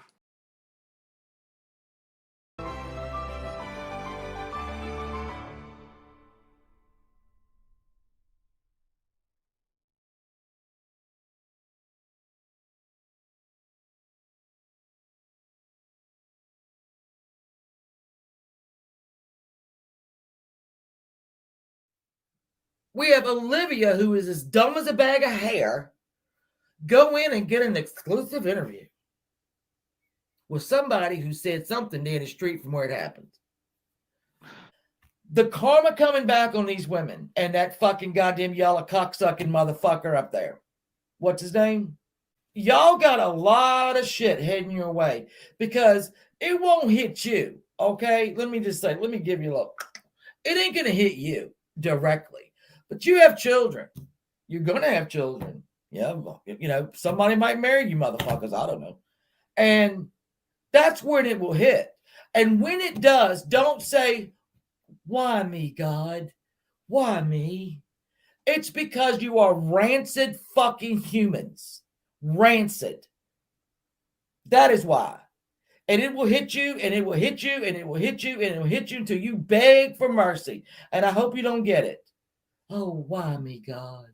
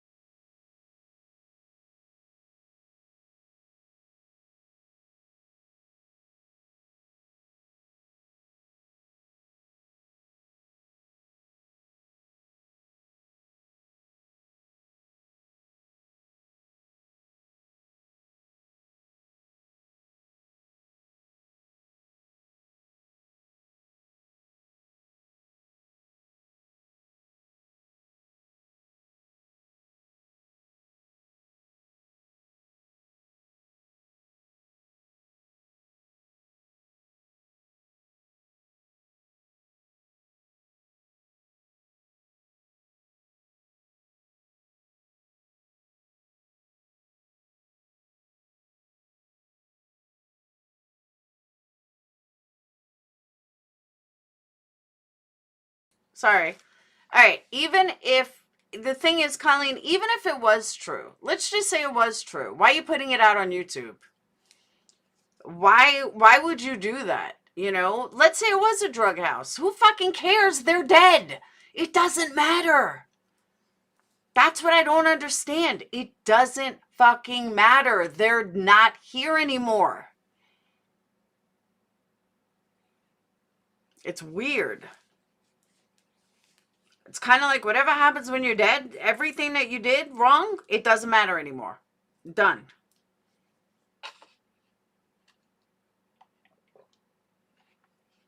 It's crazy. Crazy, crazy. It looks like you guys need a bit of a reminder. So I'm going to give it to you. I'm going to leave this up here. Hit that thumb up. Well, it would matter, Lorix. 2 of 6 survived. Doesn't matter. I don't think drugs played a role either.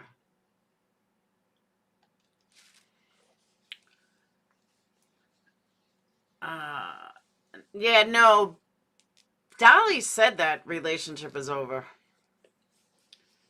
But if it was true, any of the BS she's spewing, why is she talking about it? Not credible. I agree. I think the woman is an idiot. I don't believe it was a drug house. I don't believe it was a drug house either. I'm not usually this naive. I really don't believe it was a drug house either. Hey, Barbara. Yeah, they broke up a while ago. Dolly said they broke up, though. Dolly said he wanted nothing to do with her.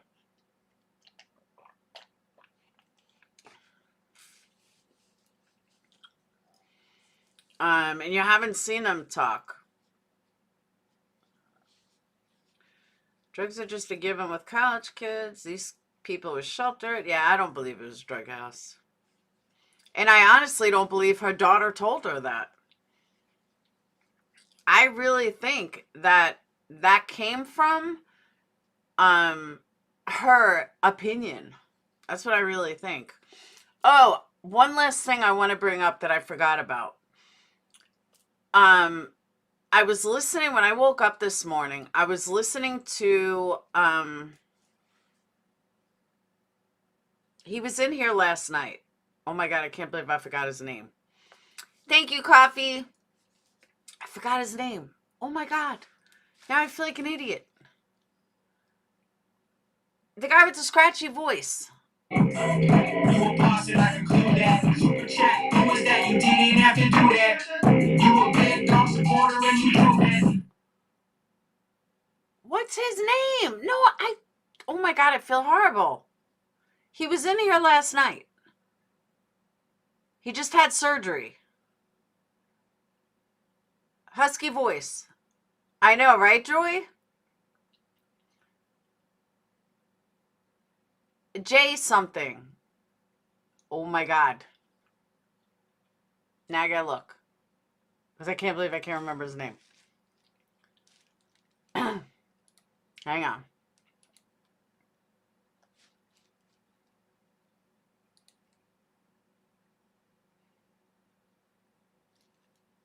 Crime Time with J.R. Gunner. That's what it was. J.R. Gunner. No, I couldn't think of his name. I'm like, oh my God. He said something this morning on his live that I could not agree with more. And I think it's something that needs to be out there. Talking about the gag order. And he was saying that one thing, the problem is that these judges are putting a gag order on the attorneys. But essentially, they're putting a gag order on the fact that all these other people are allowing, same thing with like People Magazine and Fox News, they're allowed to print and do whatever they want and nobody can straighten it out. That's major. Why are you putting a gag order on it? Because all it's doing is hurting Bryan more. Because people can say whatever the fuck they want to say and there's nobody there to stop it. That's a really good point. I did not even think of that until this morning. I mean, until I heard him say it. I was like, you know what? He's right. I don't know that that's not, that was a troll. Justice for all is Justin, not Justin for all. JB's, no, I like JB. I really do. But what he was saying made perfect sense. So they put, JB Gunner, they put a gag order on the case. Lawyers cannot talk. Lawyers are not allowed to talk to the media. Lawyers are not allowed to talk to anybody. But essentially what they're doing is making it worse for Bryan, because the lawyers should be the ones that can straighten out the bullshit.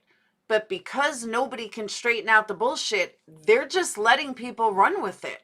They're running with whatever they want. They could say whatever they want. There's nobody there to make it right. So the gag order is essentially ruining the case. They put the gag order on and the extended gag order on under the presumption that he deserves a fair trial. But in essence, it's doing the exact opposite. It's hurting him getting a fair trial, because people like People Magazine and Fox News and social media and YouTube and Facebook are allowed to run with whatever story they can, whatever they come up with, because there's nobody there to say, no, that's not true. Or there's nobody to interview a lawyer to say, no, this never happened, that never happened. So it's counterintuitive, exactly. So when he said that, I was like, you know what? That's pretty true. I'll have him on one day. But I was like, that's really true, because speculation runs rampant, and you're killing a jury pool more with a gag order than you would without one. And I thought it was an excellent point. Needs to be accountability. It does make, yeah, exactly. Oh, that really was him? I didn't think it was him. I thought it was a troll. I blocked him. I'll unblock him if it was really him. I thought it was a troll. That's why I blocked it. I thought it was a troll. I didn't know he changed his name.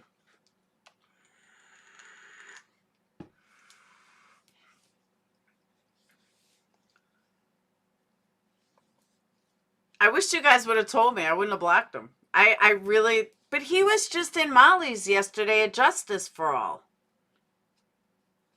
I saw him in Molly's. It was Justice for All, not Justin. Rihanna chat, looking through the broken mirror, your bombshell simp, and I am Laura's #1 simp. Sit down, take a seat on the scammer bus. They, looking through the broken mirror, said that you were my simp? Really? That's weird. I don't even know who they are. I watched them once. I'm like, yeah, I'll unblock him. I didn't realize it was him.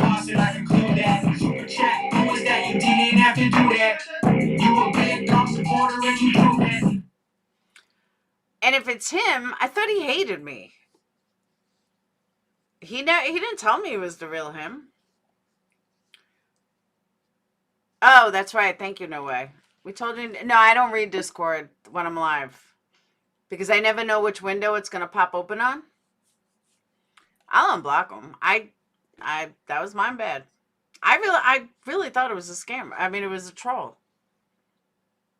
You can't do it? Oh, but he's so cute. How's that? Is that better? Her chatters day? I don't know anyone over there. I'm not involved in that drama. Okay. CA drops Zana mom.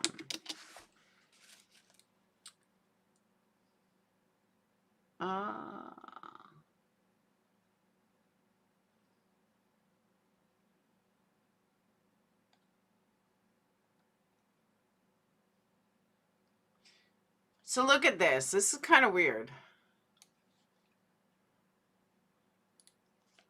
So the first 4 Idaho murders, 1 of 4 slaughtered, Idaho University, and then watch your pill Xanax. Really? Xana and Maddie's stepmom arrested. That was half truth, half not truth.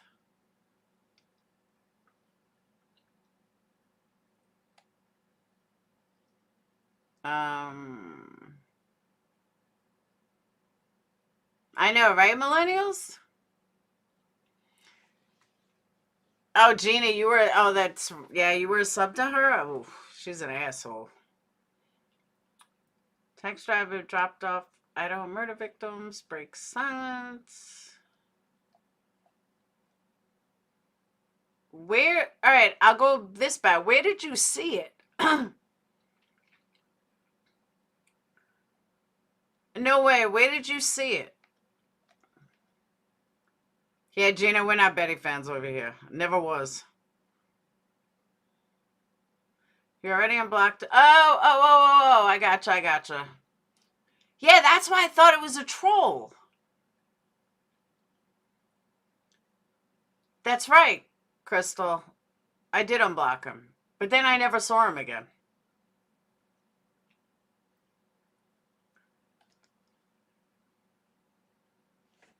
I don't know where to... Oh, you saw it on Twitter?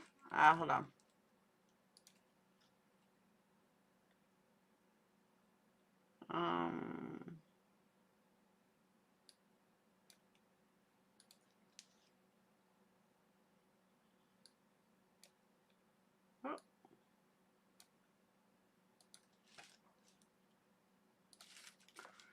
Twitter.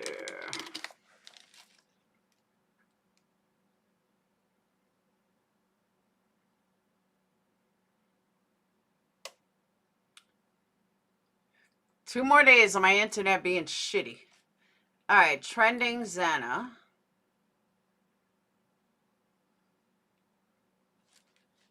All right.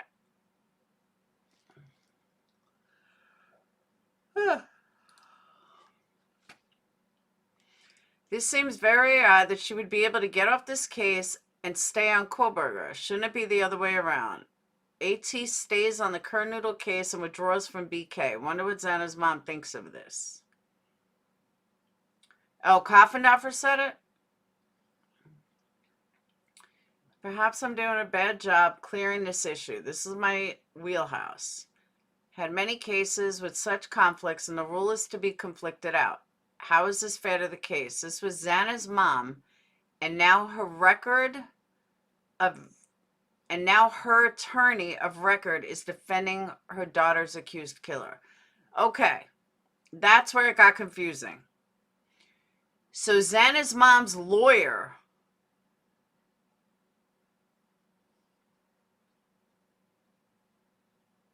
her public defender, I guess, was the attorney who's now defending Bryan.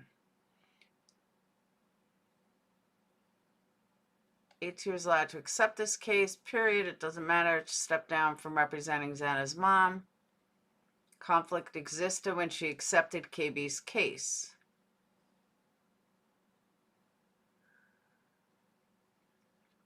I agree with that Xana looked like she was fun to be around. So rumors were true. Moscow saw Maddie and Xana at the restaurant. No. See, justice for all.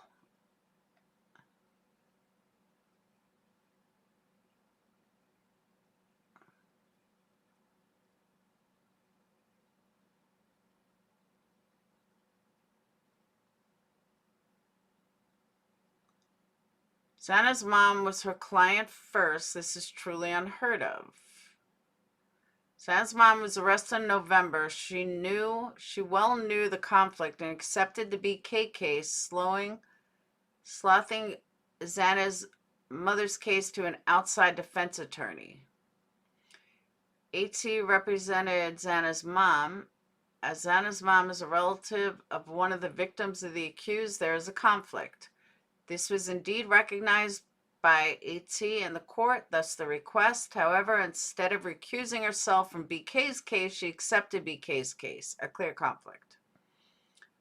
If AT, the public defender, represented Bryan, would have been I think she can choose whichever case she wants to be on. That's wild, though.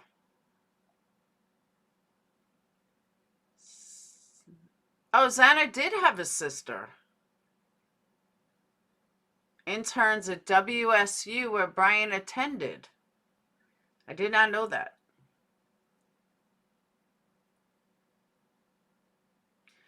So Xana's sister was an intern with Bryan. Did it, Gina? All right, my bad. I thought it said Justice. Sorry, Justin. Well, that's a connection.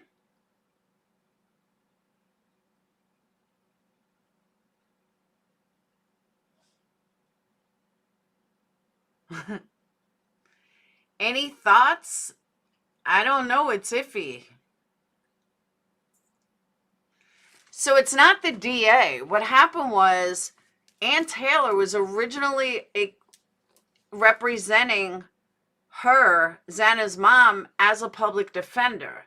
Then when Bryan's case came along, she took Bryan's case, which is a complete conflict of interest. However, I believe as a public defender, it's her choice. I don't think the court, in a public defender, I don't think it can go either way. I could be wrong. I'm not 100% on that. But I mean, even as a paid lawyer, you can turn down a case. You can get rid of a case as long as the judge approves it. Like, she couldn't just fire a case. A judge has to approve it. And if the judge obviously approved it, and it was up to the judge. Now, this I do know for a fact. The judge could have said, no, you can't take Bryan's case. You have to finish Xana's case. A judge could have denied it, but a judge let her go. A judge said, okay, you take Bryan's case. That's the judge. And that I do know is a fact. And Xana's mom's case wasn't that big. Like, right? Oh, it's definitely messy. But yeah, she had to bring it to a judge. She couldn't just say, okay, I'm off the case. They didn't have a connection. Oh, okay, Sosie. I know I said it could have been a connection. Her office should not have accepted the case. They may not have had a choice, but either way, she still would have had to bring it to a judge. She transferred Xana's mom. I think they have a right to do that as long as the judge approves it. And I can't say it's a fact in criminal law. I know in civil law, and I'm assuming it's the same in criminal law. I mean, a judge has to approve everything. Yeah, I can't imagine how Xana's mom feels either.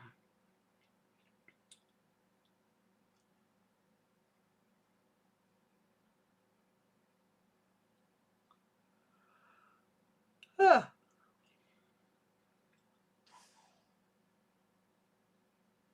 Doesn't matter. She was the attorney on record, and she herself clearly recognized the conflict based on the notice she filed and are transferring the case out of her office. Also, Xana's mom was arrested in November. There's no excuse or explanation that suffices. What's IME?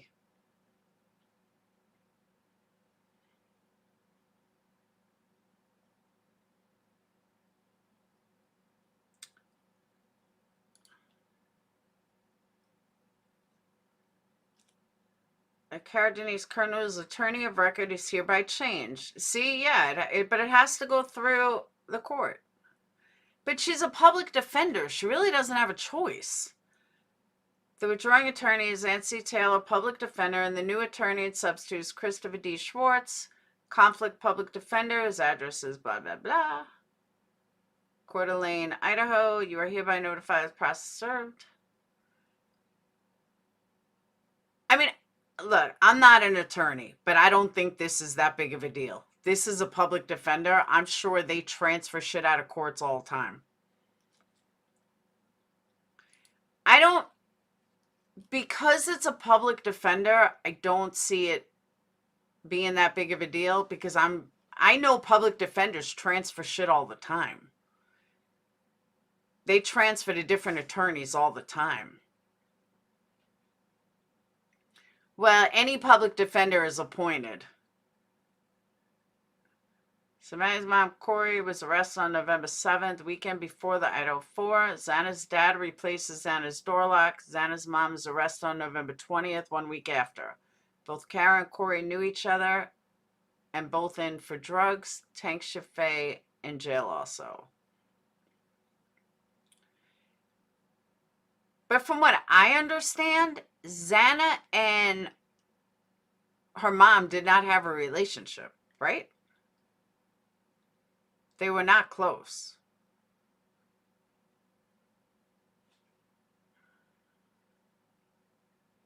What are the chances of that happening? You're right.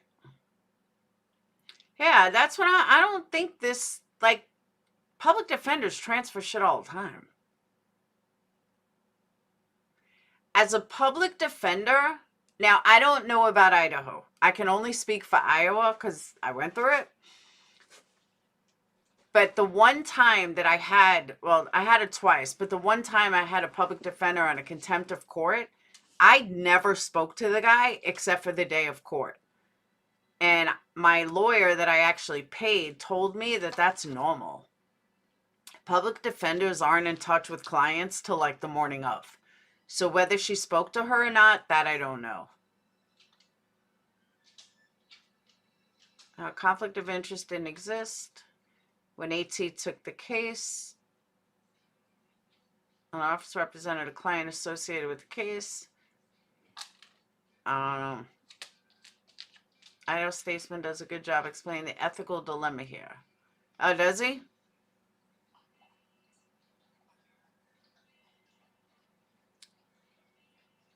That's from January.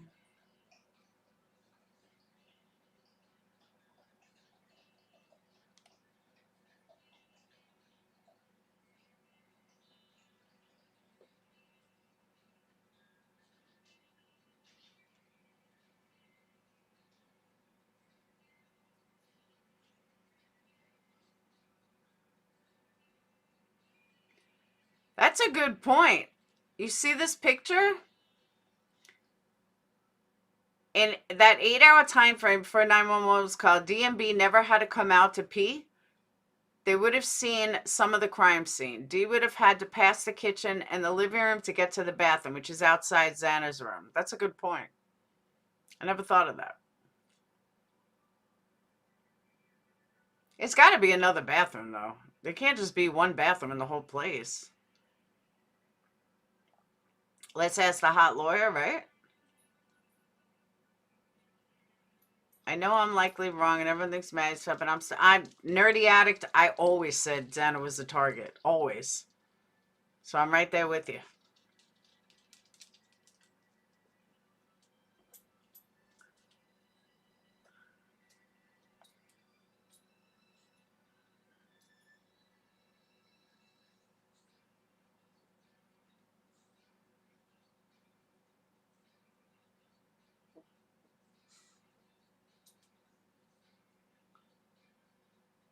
He was so ugly compared to her. I don't care what anyone says.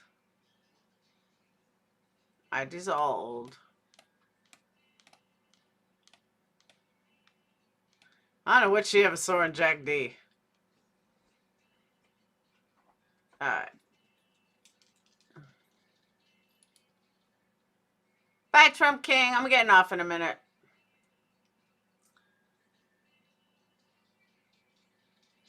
This pic is 6 years old, showed up in my memories, and it's a favorite pic of me. I really don't like a lot of my pics.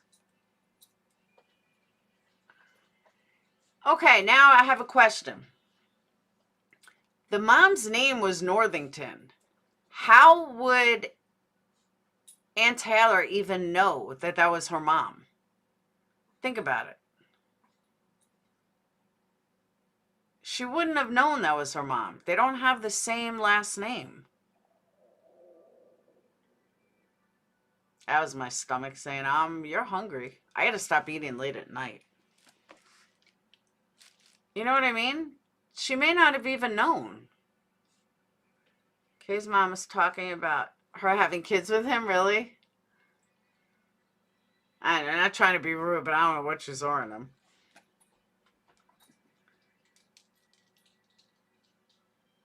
But would she have called her?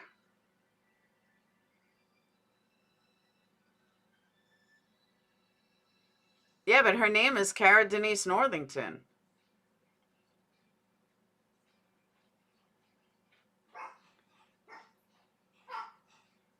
Can't understand how a conflict of interest didn't exist when AT took the case. What's IME? Isn't it IMO?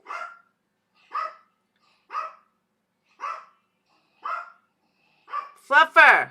With the public defender's office, when their office represented a client associated with a case, they could not accept the client. I have never seen a conflict like this overlooked by a court. I don't agree, though. You can transfer to another public defender in the office. I mean, it happens all the time. In my experience, thank you. I was like, what the fuck is IME? In my experience, that makes sense.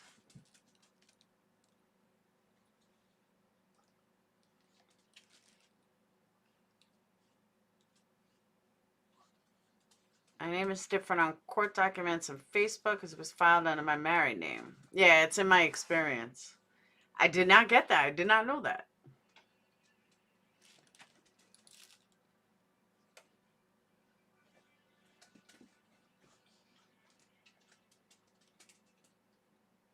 Tank Schiffler is Facebook friend of Kara. Who's Tank? Kara's lawyer is now Bryan Kohberger's lawyer.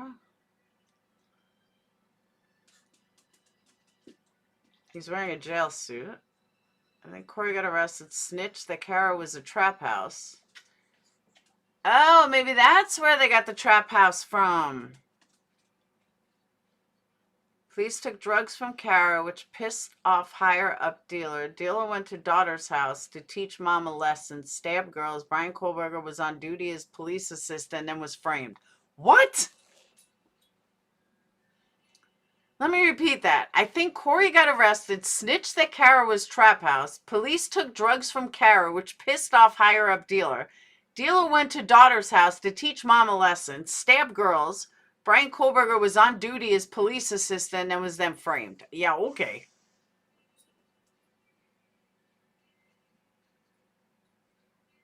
Yeah, right? It's a Kim.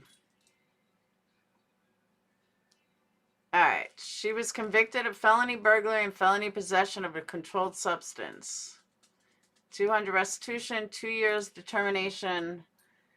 Penitentiary time suspended, 4 years indeterminate penitentiary time suspended, 100 hours county work program, 2 years probation. Count 2, felony possession of a controlled substance, 2 years determinate penitentiary time suspended, 4 years suspended, 2 years probation.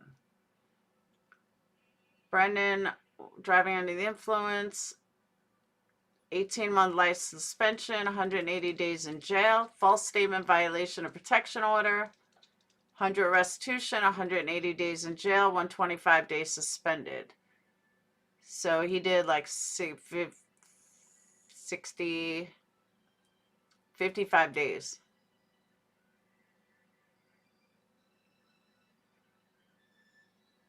Now, she got off of everything, though.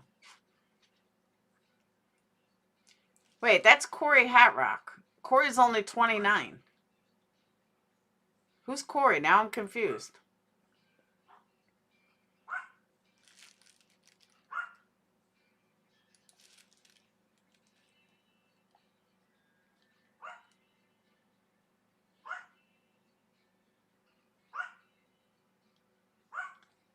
Just in motor Byron being a stalk almost like Kaylee or Maddie. I don't know.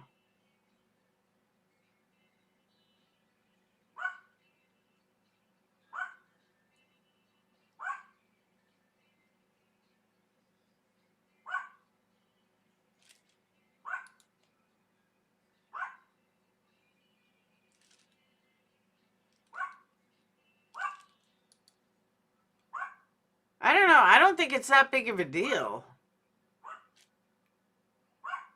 Only speculating, but could be due to Miss Taylor's death penalty certification. Could there be a short supply and needed for the defense? It is a mess regardless. BK signs off on it where prior representation. TBF Idaho doesn't have a lot of options when replacing his lawyer like they do hers. It's true too. They have their death qualified attorneys.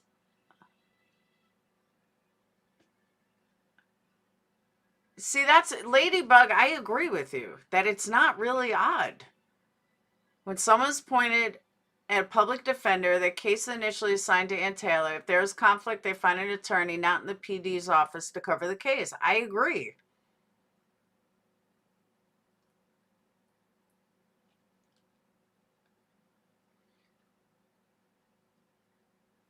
And because you're not paying for it, you really don't have a choice.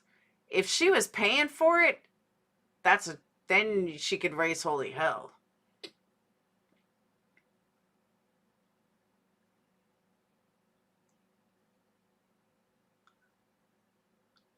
That's essentially overworked and short-staffed, and that Ann Taylor was brought in from Kootenai County for that reason.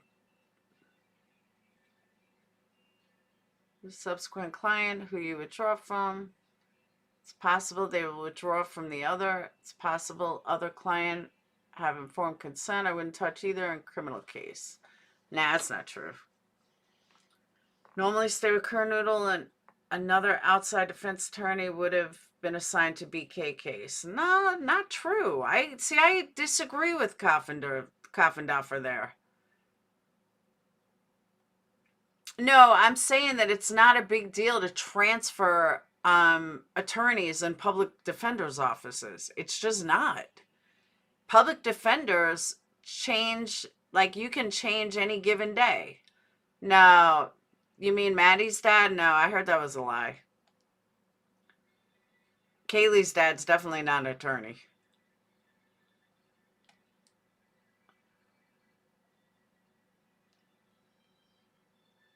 Yeah, I'm with that person though. I really don't think it's that big of a production. I mean, I could see why people are saying it is, but I really don't think it is.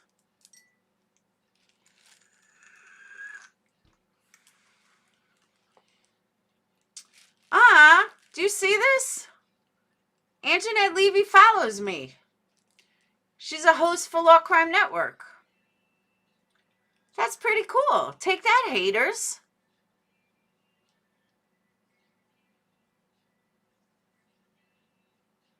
Now I feel important. I didn't even know she followed me. Woo woo. I'm going to be on some Law Network. I'm going to be famous. I just noticed that. I like her too. She is Sidebar Podcast. Take that, haters, bitches. Bet you don't follow you. I should invite her on. But from what I heard though, law and crime people are not allowed to go on like random shows. I don't know if it's true, but that's someone told me. When a lawyer has a conflict that's relatively minor that a lawyer may wish not to handle or may be allowed to handle, a lawyer can ask someone else to do that. That's what I'm saying. Thank you. Yeah, that's pretty cool though.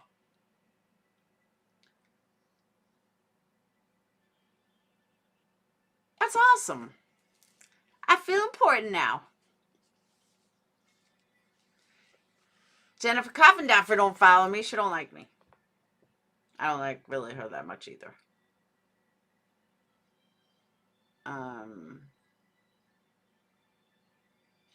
Yeah, no, I don't think it's that big of a thing, but I'm not an attorney, so maybe I'm wrong, but I really don't.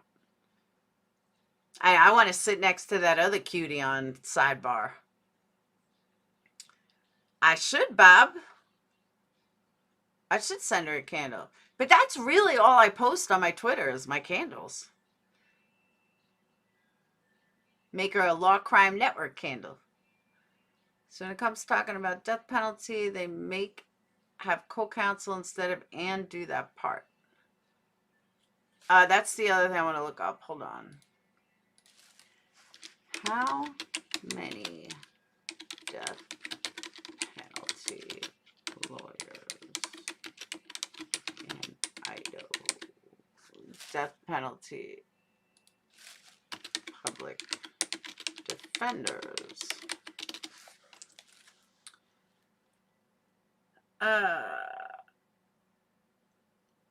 That's maybe imposed must be selected from the Idaho State Public Defense Commission.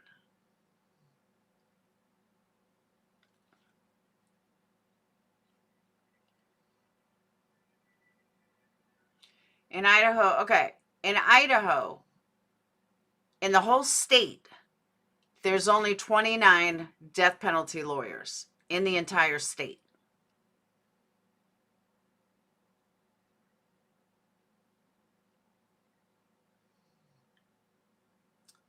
Idaho created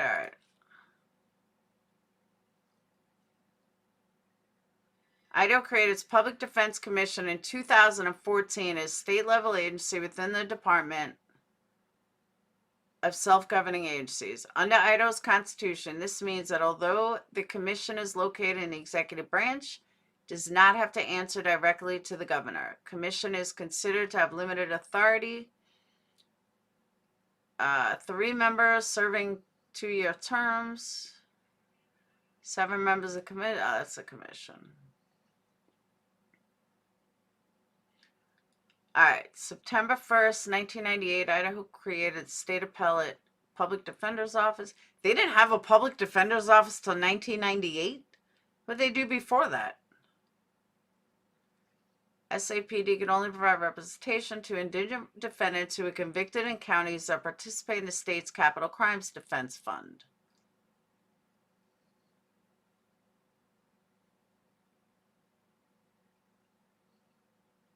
Um,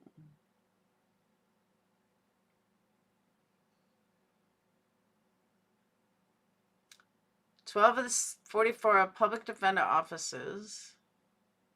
The other 32 contract with private attorneys.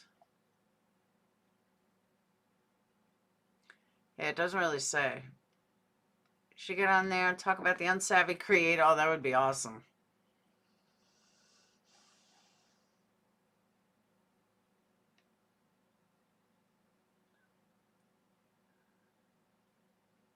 Limited authority. I want to know what they did before that time, though.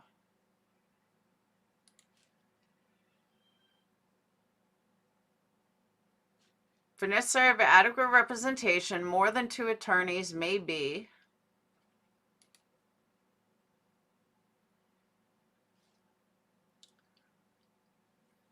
Federal Judiciary has historically appointed counsel in a federal criminal proceedings for those unable to bear the cost.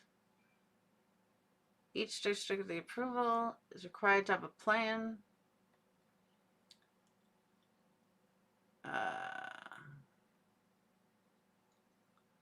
Court should appoint 2 attorneys, at least one whom is experienced and knowledgeable about the defense of death penalty.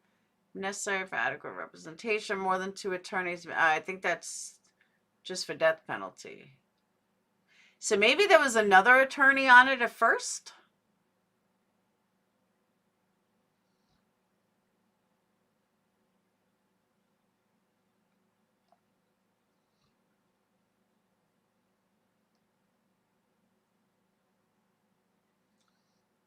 Because she can't be the only attorney. There's got to be another attorney.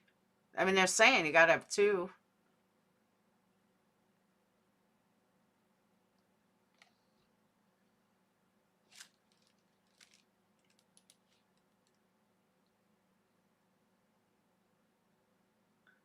Amendment 1970.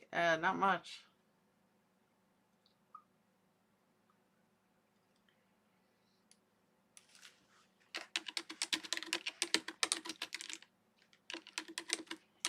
Attorney, Idaho.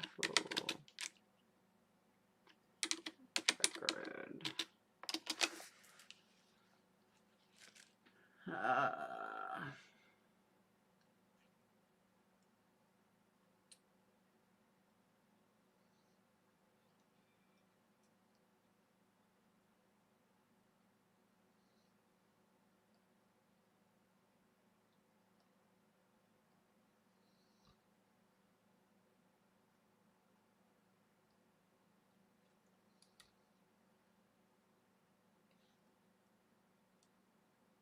She's not on Lawyer Legion. Idaho member in good standing. Board of directors.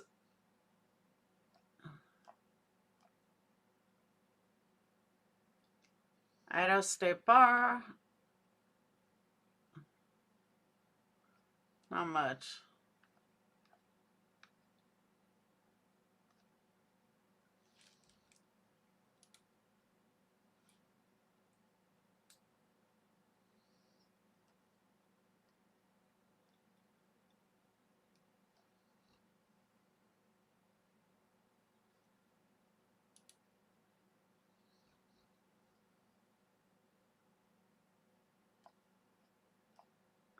She has no reviews? That's kind of weird.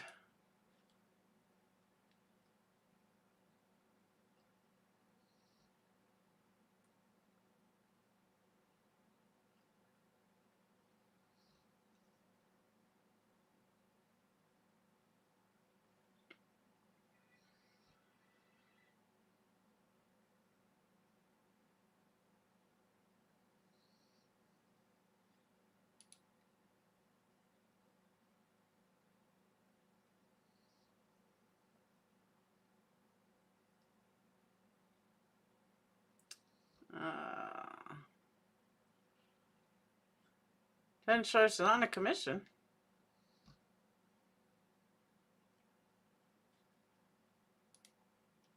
Can you check your DM when you finish? Yes.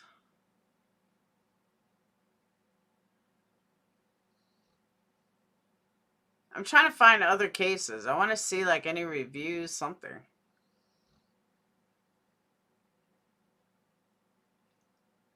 Oh, that's the entail of the designer. For a lawyer of 25 years, there's not much on her. Which is kind of weird.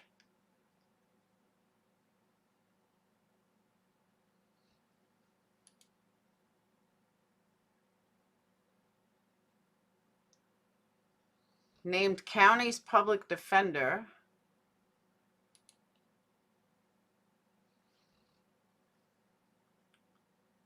Ever since Ann worked for the public office, thought it'd be great to lead. Oh, she's the head of it. Guys, right there. She's the head of the public defender's office. She could transfer any case she wants, really.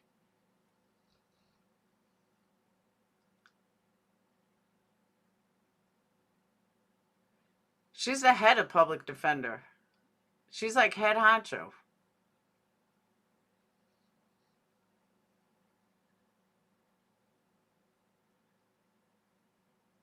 I know, right? I think she wants to be Joe Baez. She serves the board of the Idaho Association of Criminal Defense Lawyers and is death penalty certified in Idaho. County is excited to have her return. So she worked for public defender, then left, went in private practice, and then came back to public defender because she's head of the office. Being that she's the head honcho there, I'm not surprised why she took Bryan's case. It's a high-profile case. You need the top attorney. Makes perfect sense to me.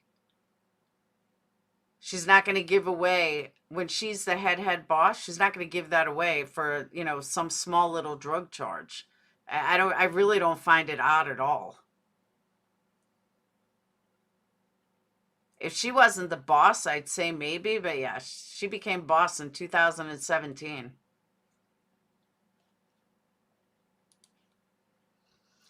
She head woman.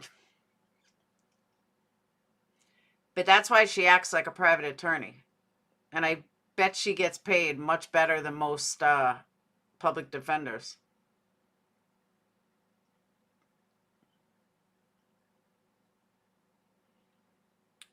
Thought he lost license. Nah, that's never been proven that he fooled around with her. That was like rumors.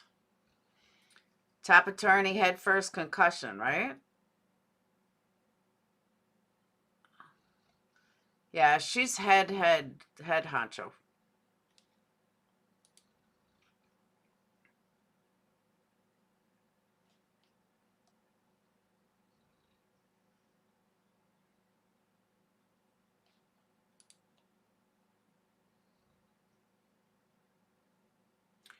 Family of Ohio student killed in alcohol-fueled frat event settled for largest payout for hazing by public university in state history. 2.9 million. My kid is worth a lot more than 2.9 million. Family of an Ohio college student died of alcohol poisoning in a fraternity hazing scandal has reached a multi-million-dollar lawsuit settlement agreement with the school, and their attorney said it was the largest payout.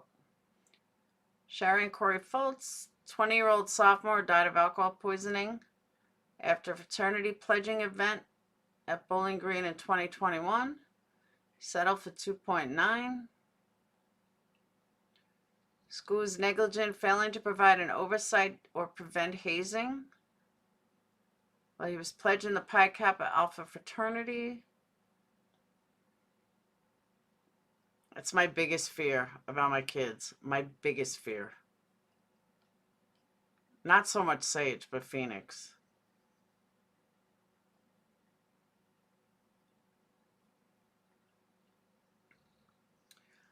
All previously pled guilty to 1 count of reckless homicide and hazing.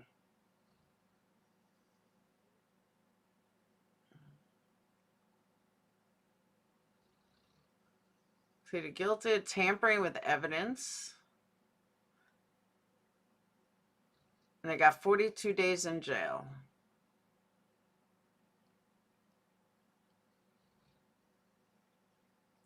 That's crazy. Do you really, Lindsay? It is a lot of money, but 2.9 isn't worth my child. I'd go for like 10 million. They must not have been rich kids because they all pled guilty. That's sad, though. All right. Why do I believe Xana's a target? I don't know why. I just always thought Xana was a target. I don't know why I thought it. I just did. Probably because I like the underdogs, and everyone was saying it was Kaylee, and I just never thought it was Kaylee. I don't know. Think she's gonna kick some ass in this case. Their evidence is weak. I totally agree, Samantha. Hazing should be against the law. I agree. If you heard the entire situation, no, it really wasn't these kids' fault. It was ridiculous in my opinion. For real? Yeah, I don't know the story. I just caught the tip.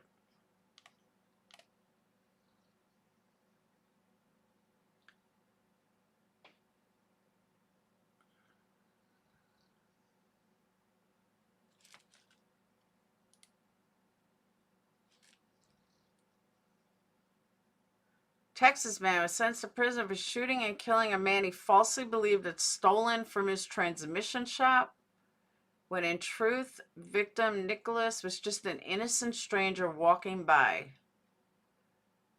A man who intentionally kills an innocent stranger and then does everything he can to cover up his crime. Good, I'm glad he's in jail. He was sentenced to 35 years in prison. Pleaded guilty to murder on October 5th.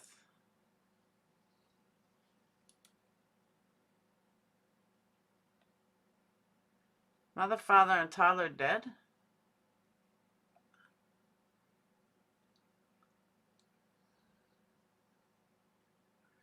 No indication of how the family died or who believed to be the assailant of the two.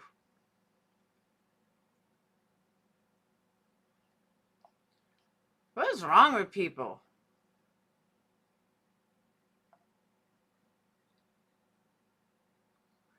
Peer pressure involved, sure. I didn't think the kids involved were responsible.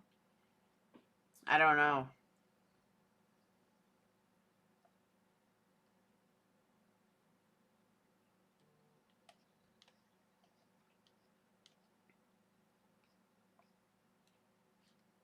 All right.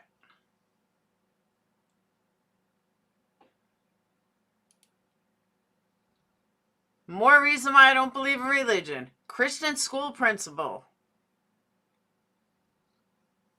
47-year-old principal in Tennessee was arrested for a second time in less than a year over allegations that he engaged in illegal sexual activity with multiple minors. Jason Kennedy was taken into custody last week and charged with 4-count sexual battery by an authority figure, 2 counts of continuous sexual abuse of a child, 1 count of aggravated sexual battery.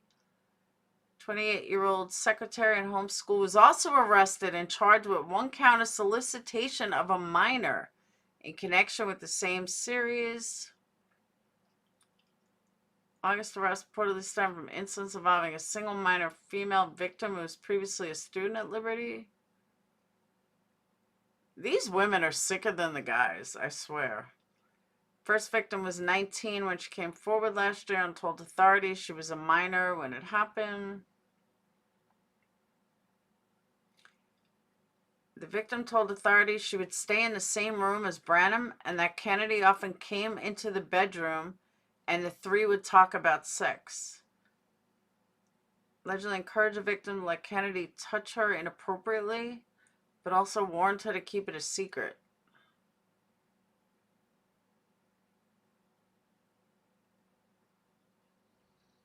Victim claims she was spending the night in the room with Barnum when Kennedy came in and allegedly touched. Wow. School sheriff's department said, this is sick. I hope they both fry like motherfuckers. I know. You send your kid to a Christian school thinking they're safe. And this bitch is as crazy as he is. I agree, Jason. There's something wrong here.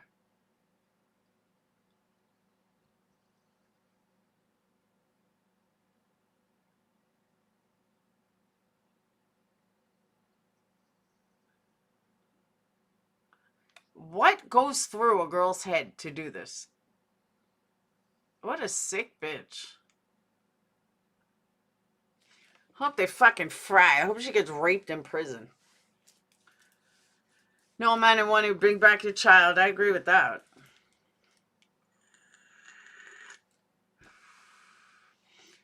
Do you think things are worse before COVID? Well, things are definitely more expensive before COVID.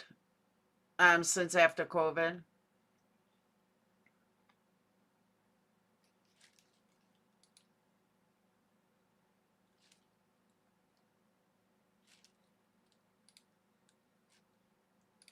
Like my ribs are all kind of bruised up too. They got their hits in. A Fox News meteorologist is beaten by a group of teenagers while on the subway in Manhattan. And boy, did they give it to me. Adam Klotz posted a video to his Instagram story explaining that he was headed home from a bar this weekend when he saw someone being harassed by a group of teenagers. Last night, coming home from watching the Giants game at a bar, on the subway, this older gentleman was being hassled by this group of like 7 or 8 teens. When Klotz went to break it up, he says the teens started in on him. And I was like, yo, guys, cut that out. And they decided, all right, if he's not going to get it, then you're going to get it. And boy, did they give it to me. Klotz says the kids pushed him to the ground, hitting his ribs and face. They had me on the ground. Like my ribs are all kind of bruised up too. They got their hits in. After that, Klotz says he was checked out by a doctor after police arrived on the scene. But that guy, he got out of there. He's fine. And the cops grabbed a couple of these kids. And, you know, I got x-rays. I'm okay. This is all going to heal. In a separate video story, Klotz goes on to poke fun at himself when his face appears on the front of the New York Post. You want to be humbled a bit? Find your beaten face on the front of the New York Post. He ends the video saying, "You gotta laugh, right?" Adam Klotz was badly beaten by a group of teens. I mean, gotta laugh, right? Reporting for Law and Crime Network, I'm Sierra Gillespie. They had me on the ground.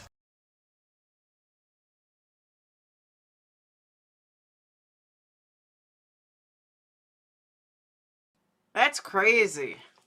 I mean, I know it happens, but when I lived in New York City, like, subways were safe. I mean, they really were. 3 slots open at Ziggy level. If your Patreon could to hold a slot. Yeah.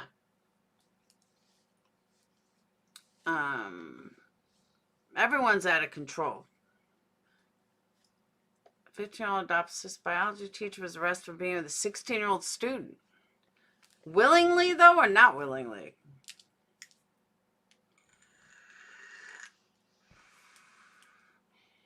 So never got pissed off?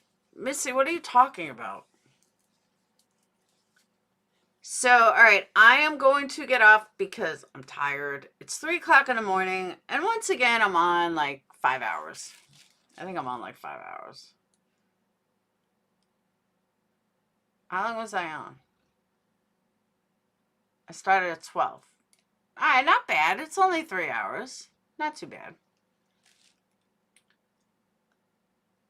Yeah, but I'm saying it was pretty safe, though. It really wasn't like it is now. So, all right, I will see you all mañana. I have a group of 8 to 12 teenagers harassing me in the summer at a small house. I have 13 police reports. Oh, wow. The kids were let go, were they? That's sad, though. See, teens are bored. See, I want to show you guys something. This just happened to pop up on the bottom. Hold on. Of course, you know, we love my JB.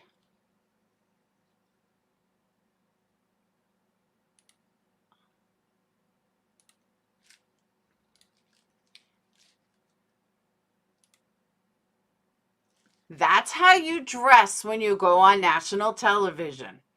That's how you dress when you do an interview. This is what I was trying to say to all the people that have no idea how to dress on an interview. That's how you dress on an interview.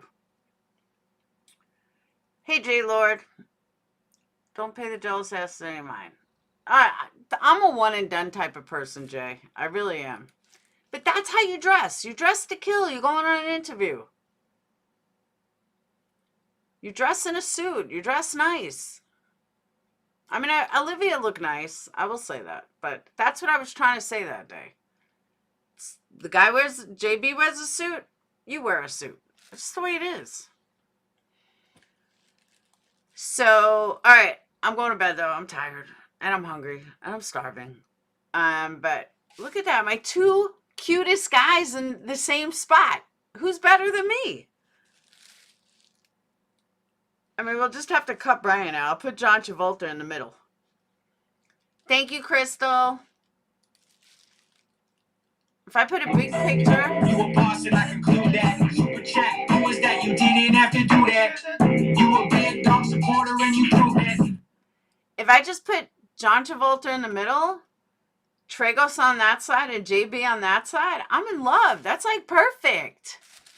Thank you, Irish Gal. Just for the hell of it, haters enjoy this. My active simping for Laura FTR. I was not defending Laura Saturday, supporting the other individuals. Stop analyzing people action of who you don't know. Oh, they like to do that a lot, Irish Gal. Dress in a suit. That's what I'm saying, Jason. You dress in a suit. Unless the other person is dressed really down, then you dress down. You a boss and I conclude that. Super chat. Who was that? You didn't have to do that. You a big dog supporter and you prove it. I was dressed appropriate and well. I don't understand the sweatshirt gang. I don't either. And I've seen it from guys and girls. Like, you're going on you dress to kill. I don't know. That's just me. So, all right. My butt's going to bed because I'm tired.